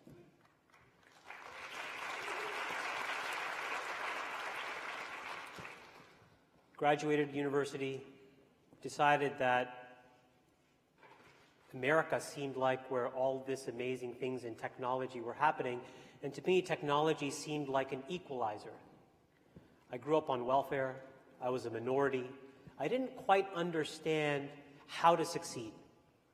And I felt that through the lens of technology, it didn't matter my circumstances, and I could basically do anything if I was capable of ideating and finding other like-minded people to build interesting things with.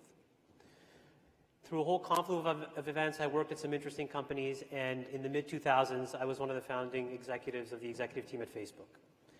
And there, the thing that I'm probably best known for is creating this thing called the Growth Team, which helped, at the time, take Facebook from a few tens of millions of users to now almost 1.7 billion. But in 2011, there was a bunch of events that catalyzed for me that it was time for me to leave. And you would say, why would you ever leave a place like Facebook? And at the time, we were sort of in the throes. I think we had these, at the time, the beginnings of riots in Paris, France, by what looked like just young, frustrated Arabic minority youths in the suburbs of Paris. We had these attacks in London. It was sort of like the beginning and the fomenting of the Arab Spring. You had all this weird unrest that was happening in sort of like Central and South America. And when you unpack that, what it seemed to me was that capitalism, as much as we thought it was working, was starting to sort of fail at the edges. And I decided I needed to leave. And I'll talk about why I think there is a new model that needs to come at play. But I left and I started a fund called Social Capital. And the purpose of Social Capital was to basically say, if we could solve and create amazing businesses, and you've seen some amazing businesses this morning, Uber, Airbnb, unbelievable businesses. They create great jobs, they create great wealth. Should we not be able to do those things in the same fundamental areas that dictate life and death for the billions of people on this world? And so I set about to do that. And we say at Social Capital, our mission is to advance humanity by solving the world's hardest problems. Those hardest problems are those things in healthcare, in education, in financial services, the core basic building blocks of the ability for any human anywhere in the world to thrive. And so that's what brings me to the stage here today. A person that has now put billions of dollars in the ground with the goal of putting billions of more dollars in the ground to do things that hopefully makes this room and the people that are capable of being in this room so big that you can't be in this room anymore and you can only be here through some VR or AR product in the future. But that's my story. And I'd like to give our great panelists here an opportunity for them to talk about their personal story, and then I want to talk about the future and start to really unplug how we should all be thinking about what needs to happen next. So let me start. Bedri, do you want to start? Okay, why not? Thank you. I am a social entrepreneur. I've always been an entrepreneur, but last 11 years I've been a social entrepreneur, which really explains myself better than an entrepreneur. And we started a company 11 years ago, which is opening clubs for women only in Turkey. I say these are clubs because it has got exercise in it, a cafe, a socializing area, and also activities to add something more to the women's lives. What we do differently is we only franchise to women. So far we opened 200 clubs, all owned by women. Our members, thank you. Our members are all women, like 500,000 women members from middle to low income. And all our employees are women, which is like 600 working in our clubs. At the headquarters, we are mostly women, but we had to do a quota at the headquarters, unfortunately. So we have a 20% man quota in our...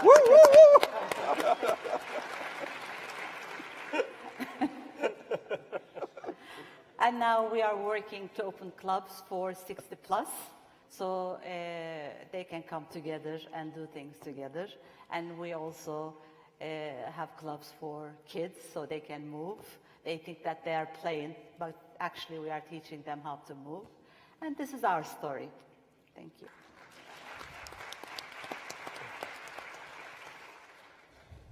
Great. Very. Good morning, everybody. Assalamu alaikum. I pray you're all well.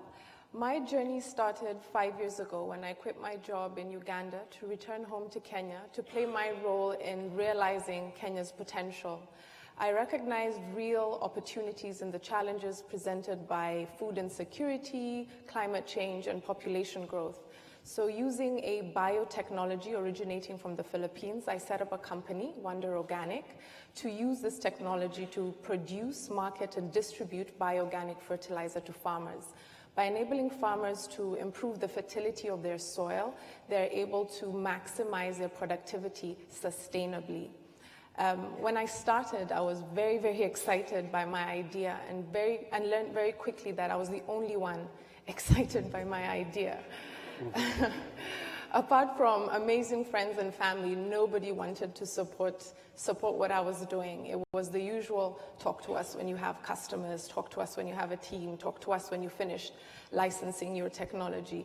And it was kind of like, well, how do I do that if nobody will support me?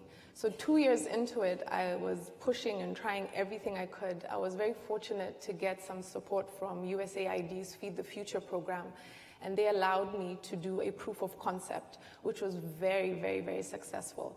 And we were able to prove that, yes, by improving soil, farmers are able to increase productivity by a minimum of 30% within their first cropping cycle. Thank you. Thank you. Thank you. At this point as well happened to coincide with the GES last year, which was a huge turning point for me. So many things changed. First and foremost, I I met amazing people and I learned so much. I remember sessions where we were taught about branding the business and the entrepreneur myself.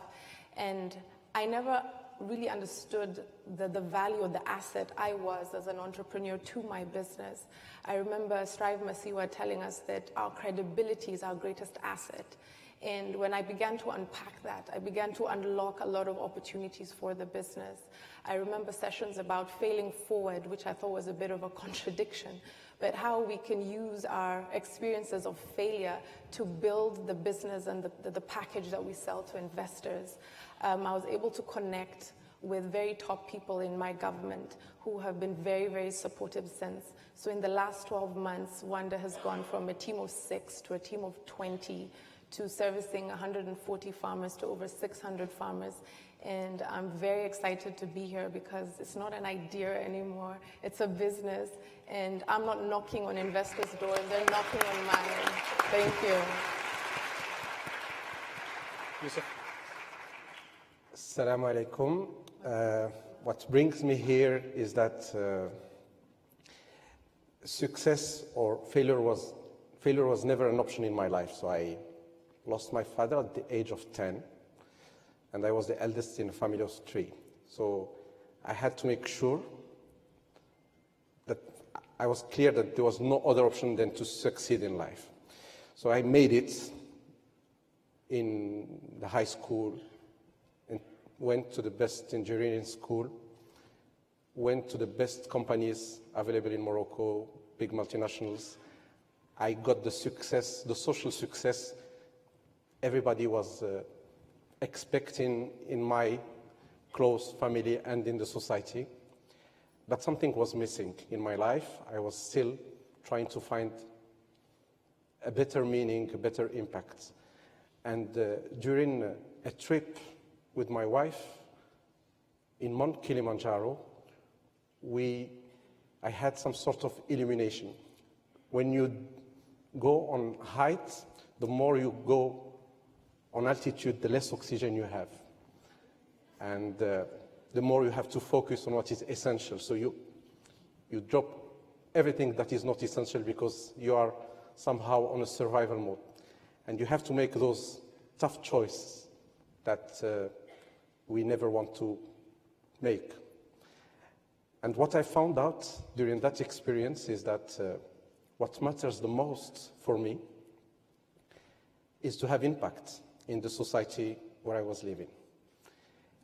And it was a sort of illumination, and very quickly I had to find the shortest route for me to that impact I was expecting. And the only thing I knew was value creation. So I decided that I will go for entrepreneurship to have an impact in the society where I was living, i.e. Morocco.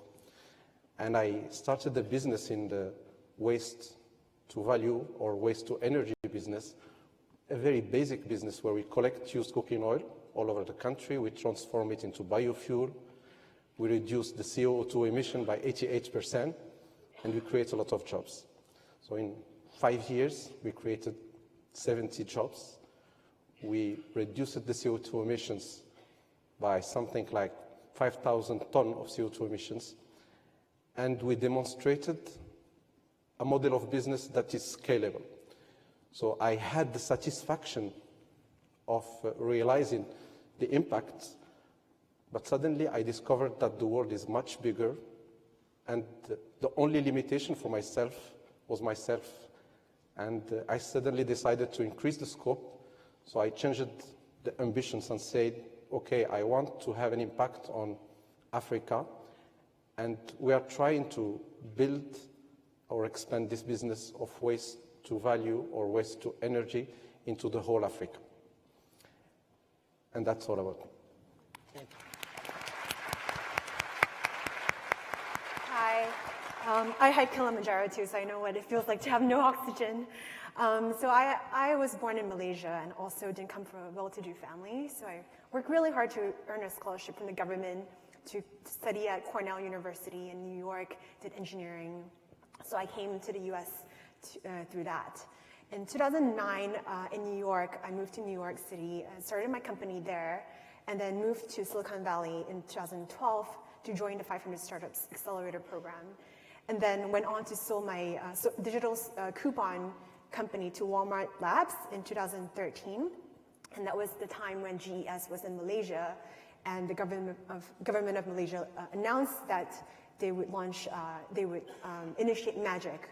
Then I got invited by the Prime Minister of my country to basically return home after 12 years in the US to give back. And given that I had a scholarship from the government, I felt like it was good to go back and build the startup ecosystem, not just in Malaysia, but Southeast Asia. So, and especially as a young female minority in my country, it was a big statement for someone like me to return home and run lots of programs. So in 2 short years, as the founding CEO of Magic, we started Asia's largest accelerator, accelerating 150 tech startups as well as social enterprises.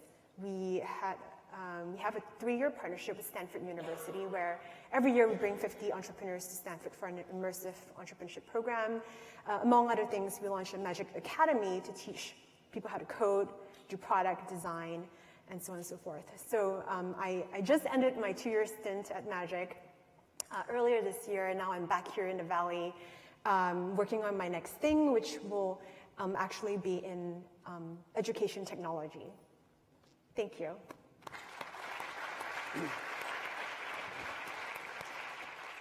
Like many of my friends here, I also work in a place where I wasn't born. I was born in India, but I live in Dubai now after various interludes in between.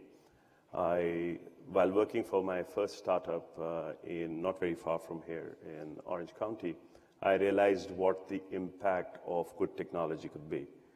And that led to a life of various entrepreneurial ventures. While we were doing this, one of the realizations which I had, and which I think more and more people see today, is the fact that in a world where there's no consensus for anything, there's diverse opinion, there's only one thing which I feel in our lives which everybody seems to agree on. And the fact is that our younger people, our youth, have no future if there's no entrepreneurship. No country, no government, no entity can guarantee the number of jobs which can keep everybody gainfully employed in the future. So all of us will have to convert into job creators rather job. And what is more testimony than all people like you? So more and more of us will actually work towards making that difference. And then after my entrepreneurial ventures, I started a fund with my friend Amit from Google. And the idea for doing that was to actually make the change. So what we do is we actually work with entrepreneurs, giving them time. And we realized that most of the entrepreneurs in this room are looking for more than money. Money is one part of the thing. The other thing that they're looking for is real mentorship, real time, and real mind share of the people they look up to. And this is the difference we did. The response was great. And then we see that today some of our startups are exceptionally successful. So I see more and more people trying to look at that kind where they can give back more than just money. I got associated with GES in Dubai when it came there in 2012, and we saw the impact that it brought to that area, to that region, by bringing the discussion to a very high level. In the sense, people who needed to make the difference actually heard what we had been evangelizing for many years because of the support of GES, which led to change in regulation in the region, which actually created an enabling atmosphere for people to actually build companies, and also, created the role models. We've been seeing role models since the morning. Created those role models to actually come close to people, for them to feel that they could do that too. Yes, we can do it. I'm gonna start with a question, and we're going to do the opposite question 10. But the question that I want to start with, and I'll ask the 5 of you guys to be very precise and fast. What is the 1 or 2 things that you are the most worried about the most often? Just in your general course of living your life, what are the 1 or 2 things that when you think about problems or issues that give you anxiety or concern, what are they?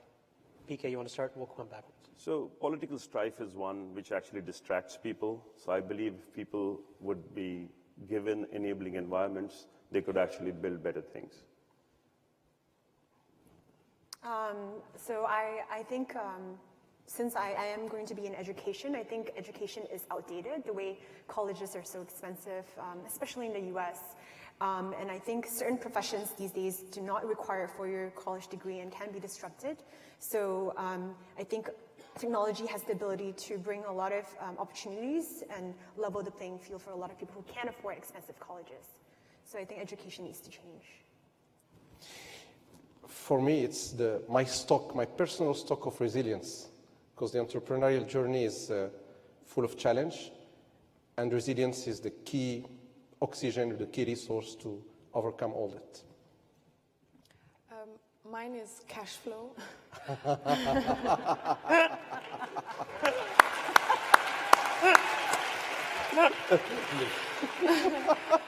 Our clients take so long to pay us. And the second one is the weather. Anything doesn't go according to plan affects our farmers, affects us. Well, it's hard to say because I don't usually worry about things. I just think about them. And because worry is about future, and we don't know future. And I'm old enough now not to worry. And also I studied psychology, so I know it's not functional.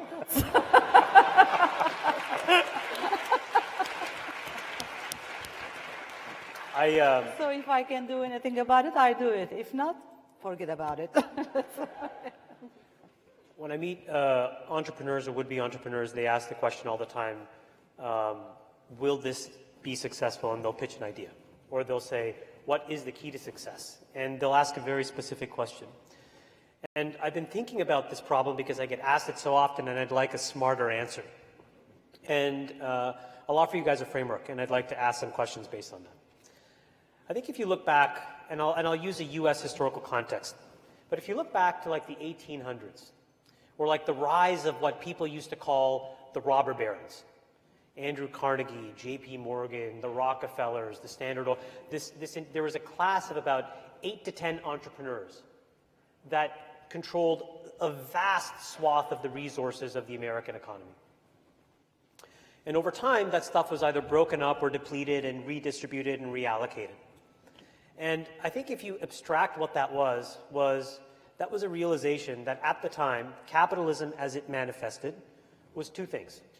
Some amount of state regulation, so top-down oversight, and some amount of personal conscience, so some bottoms-up responsibility. And when either one gets out of whack, the other one tends to recalibrate.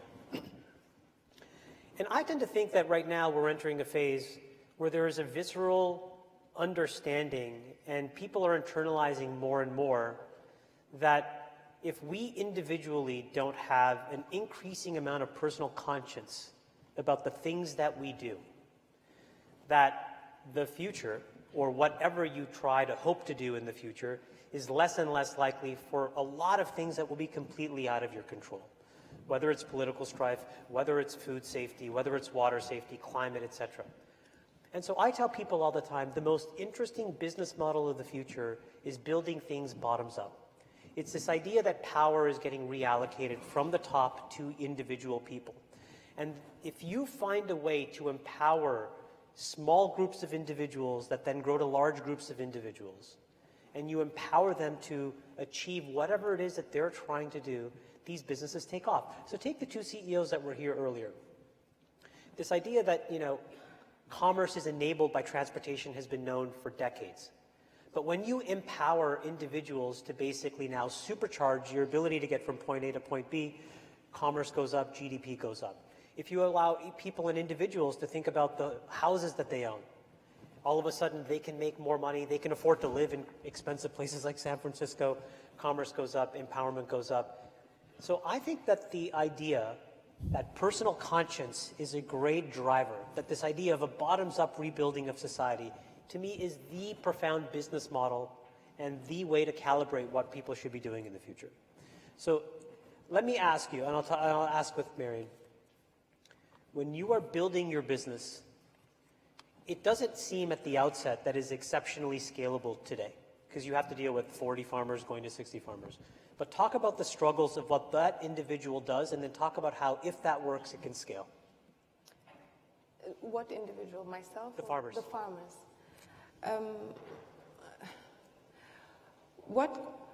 Once the farmers understand the potential of the soil and what it can do for productivity, the benefits or the return on investment is very huge for them. And what we are foreseeing is, it's a very slow adoption curve, but as as one adopts and teaches the others, it becomes almost a change in behavior or change in practice. And I think when that begins to take off, that is what will allow us to scale. Do the farmers in Kenya appreciate or even care about food security, food supply, the impacts of climate, their responsibility necessarily in feeding their populace or people outside of that country? They don't care about the climate. They care about money in their pockets so that they can afford food, education, health, and whatever it is that is important to them. So how we position what we do is exactly that. We are here to help you be more profitable. Protecting the soil is a personal goal and mission of myself and what I'm instilling in my business. Bedriye, can you talk about the state of the Turkish healthcare system and what happens if I'm assuming Turkey is roughly half women, half men, but talk about the impacts of women's health in terms of the impacts of that society if sort of things that you're doing and other people like it are not successful? Mm-hmm. First of all, in our part of the world, our bodies as women do not belong to us, but to our families. So they have to decide for what our future is going to be. And it also includes our health as well. So we had to reframe everything when we started our clubs because they thought that they didn't have the right to exercise to begin with. And so it was a change of the mindset. And once they started doing exercise, their relationships started changing with others, with their kids. And we also work with the elementary schools and so on. So they go to their mothers and ask what it means to be doing exercise. So there is a whole new kind of dialogue that we can decide about our bodies, our health issues, and we can prevent ourselves from being ill, not that we have to go to that doctor after we got ill. And so that's a new notion for the whole big community that we have or we are in. And it is not a direct effect, kind of an indirect effect on the health issues, but as far as I can see, it's just changing the mindset and it's going to change the policies afterwards. PK, what's the climate like for people trying to build businesses in the Middle East, and how do you see that evolving and changing over the next few years?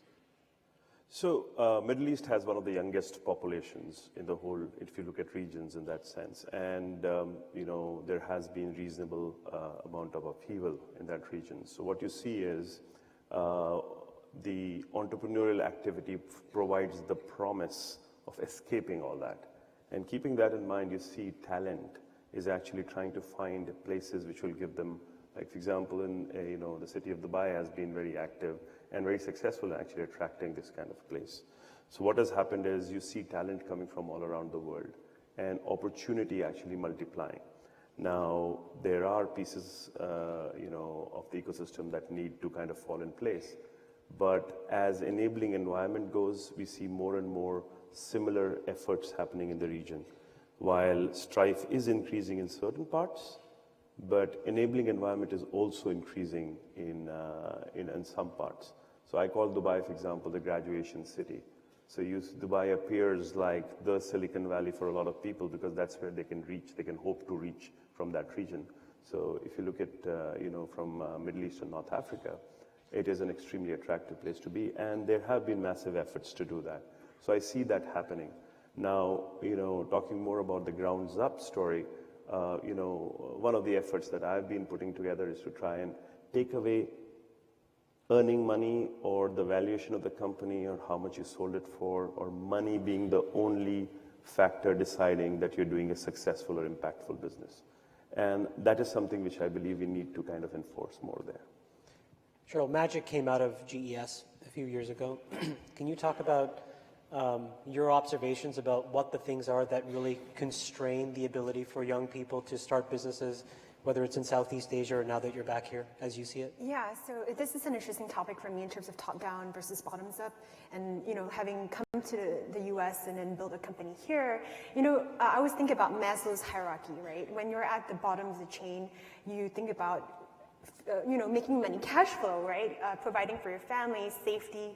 And as you advance, as you're in a more developed nation, you go up to self-actualization. And that's why the US produces the most number of innovative entrepreneurs, because we're at the stage where we're developed and, kind of have the freedom to then express ourselves through, innovative changes. And then when I go back to my home country and Southeast Asia and still developing nations, and talking about the ground up way, a lot of entrepreneurs in Asia are interested in social initiatives, right? Because they're still worried about putting food on the table, about water issues, about energy. And so social entrepreneurship has been a huge movement, and it's a very core part of Magic, and empowering communities to, feel like they can also make a difference and a change. So there are two very different things. When I went back to start Magic, there was one that was more technology focused in startups, and that's the top-down approach, right? And those tend to be urban entrepreneurs.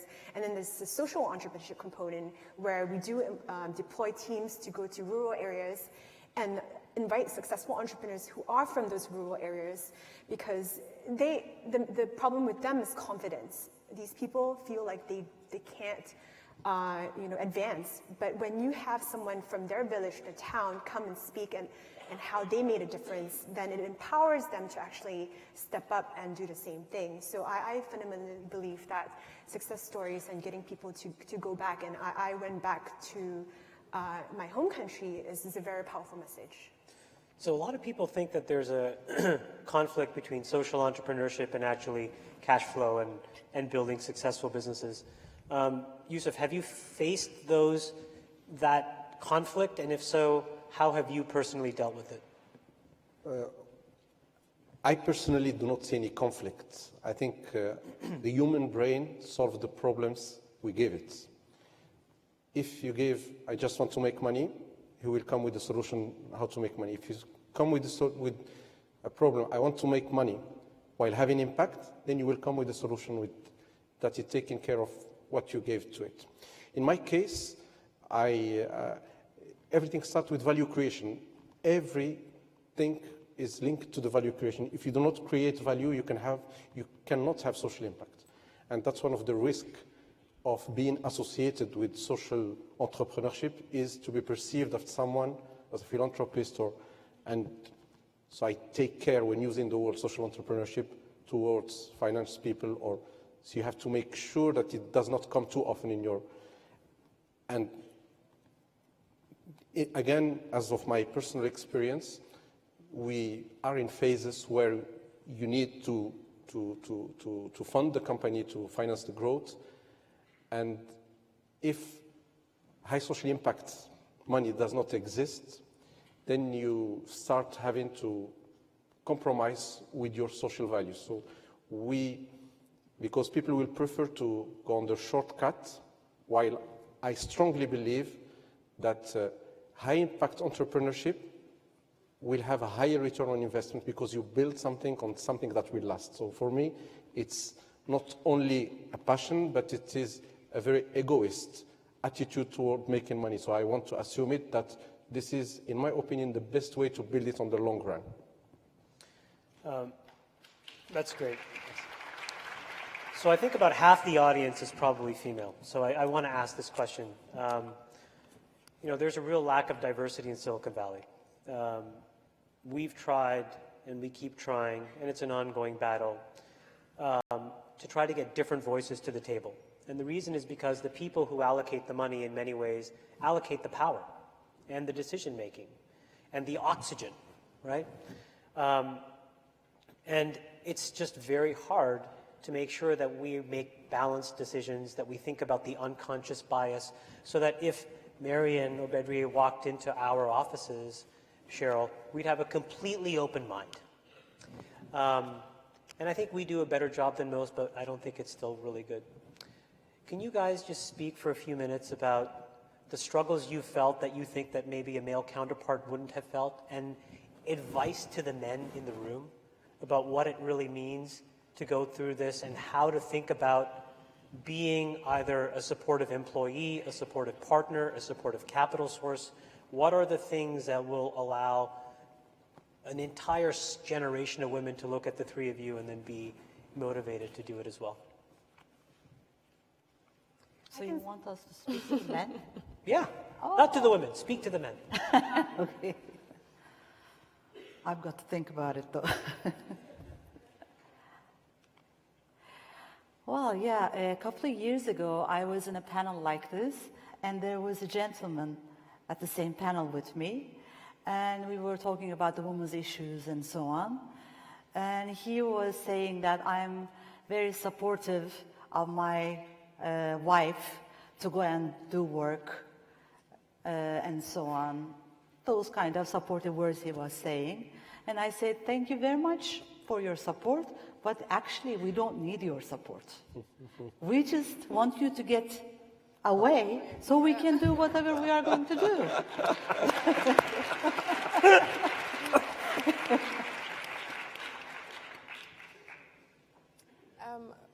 My experience has been that men tend to automatically assume that I need to be saved, and they're the ones who are going to save me.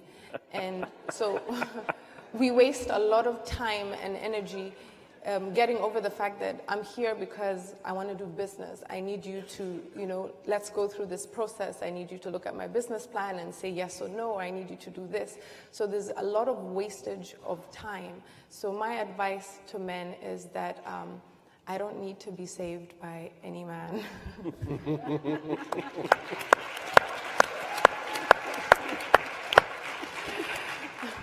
So I believe in stories to inspire, as I mentioned earlier. So if Sheryl Sandberg can write a book about leaning in, I think men should write a book about how they actually supported their wife or their successful wife and through, in a high position. So that's my advice to men out there who have very powerful, successful girlfriends or wives. Please step up and write a book. But I also want to give an advice to women. I know I'm not supposed to, but I think too many women are too self-conscious about their gender and what they wear, and they go into the room, how they act. And I think that actually creates, when you keep focusing on your gender, when you walk into the room, men feel that, right? So I don't like to be called a female entrepreneur. My gender doesn't precede my profession. I'm just an entrepreneur, and I think like that. So I would encourage all women to think of their profession before their gender. Can you guys all talk about, just for a few minutes, unconscious bias? Can all of you people? Can all of the gender-neutral humanoids on stage? Can you please speak for a few minutes about your perception of America and the role that we need to play increasingly in whether it's entrepreneurship, whether it's science and technology, whether it's women's rights, whether it's immigration? Just when you think about just being here, being in Silicon Valley, sort of what comes to your mind about the changing role of what this country needs to do for you and for others, or not do? It's something that, it's a message that I want to pass. I think Silicon Valley was an extremely inspiring and entrepreneurial journey. But I don't want to be in the position of someone who gives advice, but the world is big. Your impact could be bigger. Stop looking at the 60-mile policy, or you can have a great impact in our world, in our area. We have the ingredient, we just need the catalyst approach. The money is there in our country, the brains are there, but we need this first running model, and I really invite all the people who own that decision to allocate money, to allocate the power, to come to Africa, to come to Asia, to come to Morocco. We really need, and that will help the peace in the world, because that will be accelerating the value creation, accelerating the employment, and that's what the world needs. We need to combat all those extremist approaches in the world with the value creation, because that's what will fix and focus the attention of the 7.5 billion people on this earth.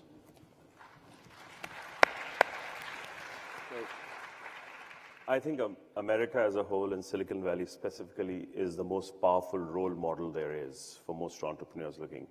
But anything which has exceptional power comes with exceptional responsibility. And I think what I would want to tell everybody is be responsible in what you show, because others follow. So a good thing would be for it to be more diverse, more open to newer ideas, more open to going beyond the 40 miles, 60 miles, whatever number you use. Go international, look. There's a lot of people, a lot of talent, a lot of very intelligent people with a lot of great ideas in their minds who need help. So they should help.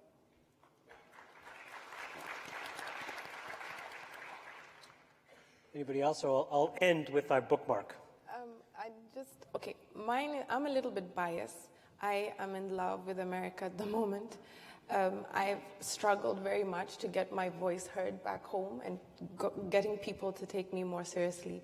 And the initiatives of the US government in Kenya have given me a platform. And I have seen, everything changing. People are talking to me at a very different level, in a very different way. So whatever goes on behind the scenes, I would love to see more of it so that more women in Kenya could benefit. Cool.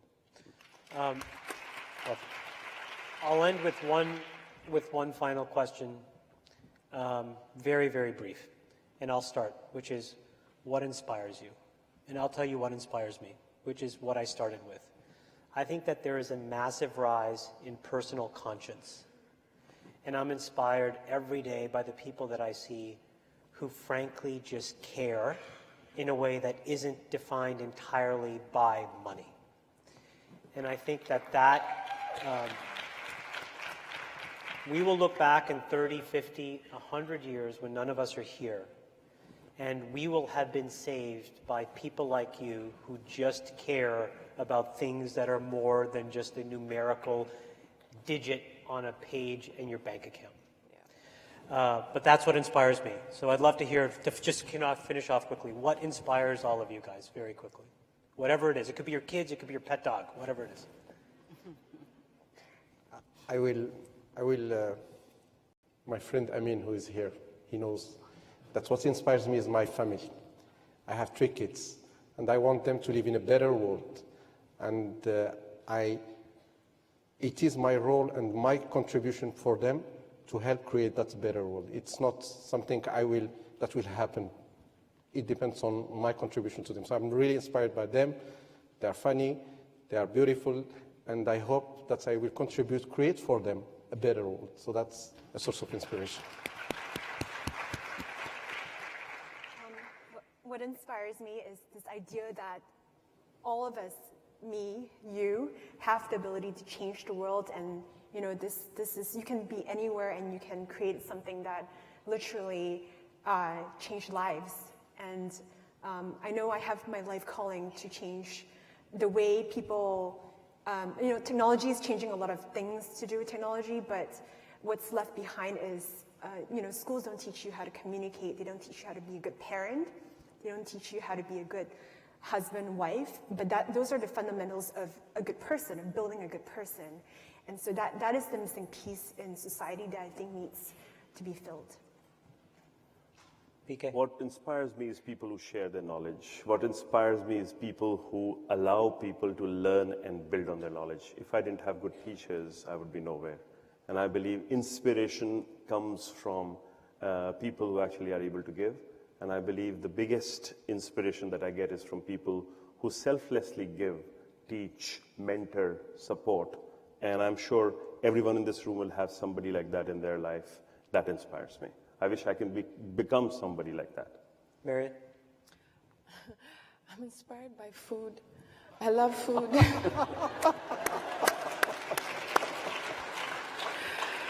I love to eat. It's where I come from. It's a very social activity. So I want everybody to have as much food and whatever food they want to have. This is Ramadan iftar? Yeah. This is in Ramadan. This is exactly. Plenary, last. Okay, at work I have a whole big wall with the pictures and words from our franchisees and our members. And I just go and visit that wall many times during the week. And I'm really inspired by them. One of them phoned me, our franchisees, from the east part of Turkey, from the Kurdish part of Turkey. And on the phone she said, you know what? I bought a car for my husband, which is, yes, that's really so untypical, so not doable, so not, I mean, it's something impossible because it's a man's job to buy the car, and especially on the east part, they don't have sometimes money to eat, let alone buying cars. So it was something so close to my heart. It's very capitalistic, yeah, but still, it's a change, a big change, and I'm inspired by the change. Wonderful. Thank you, guys.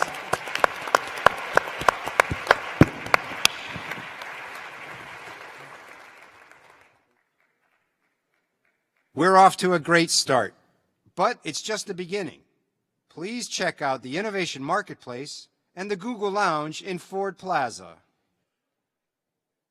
Breakout sessions start promptly at 1 p.m., also known as 1300, after lunch.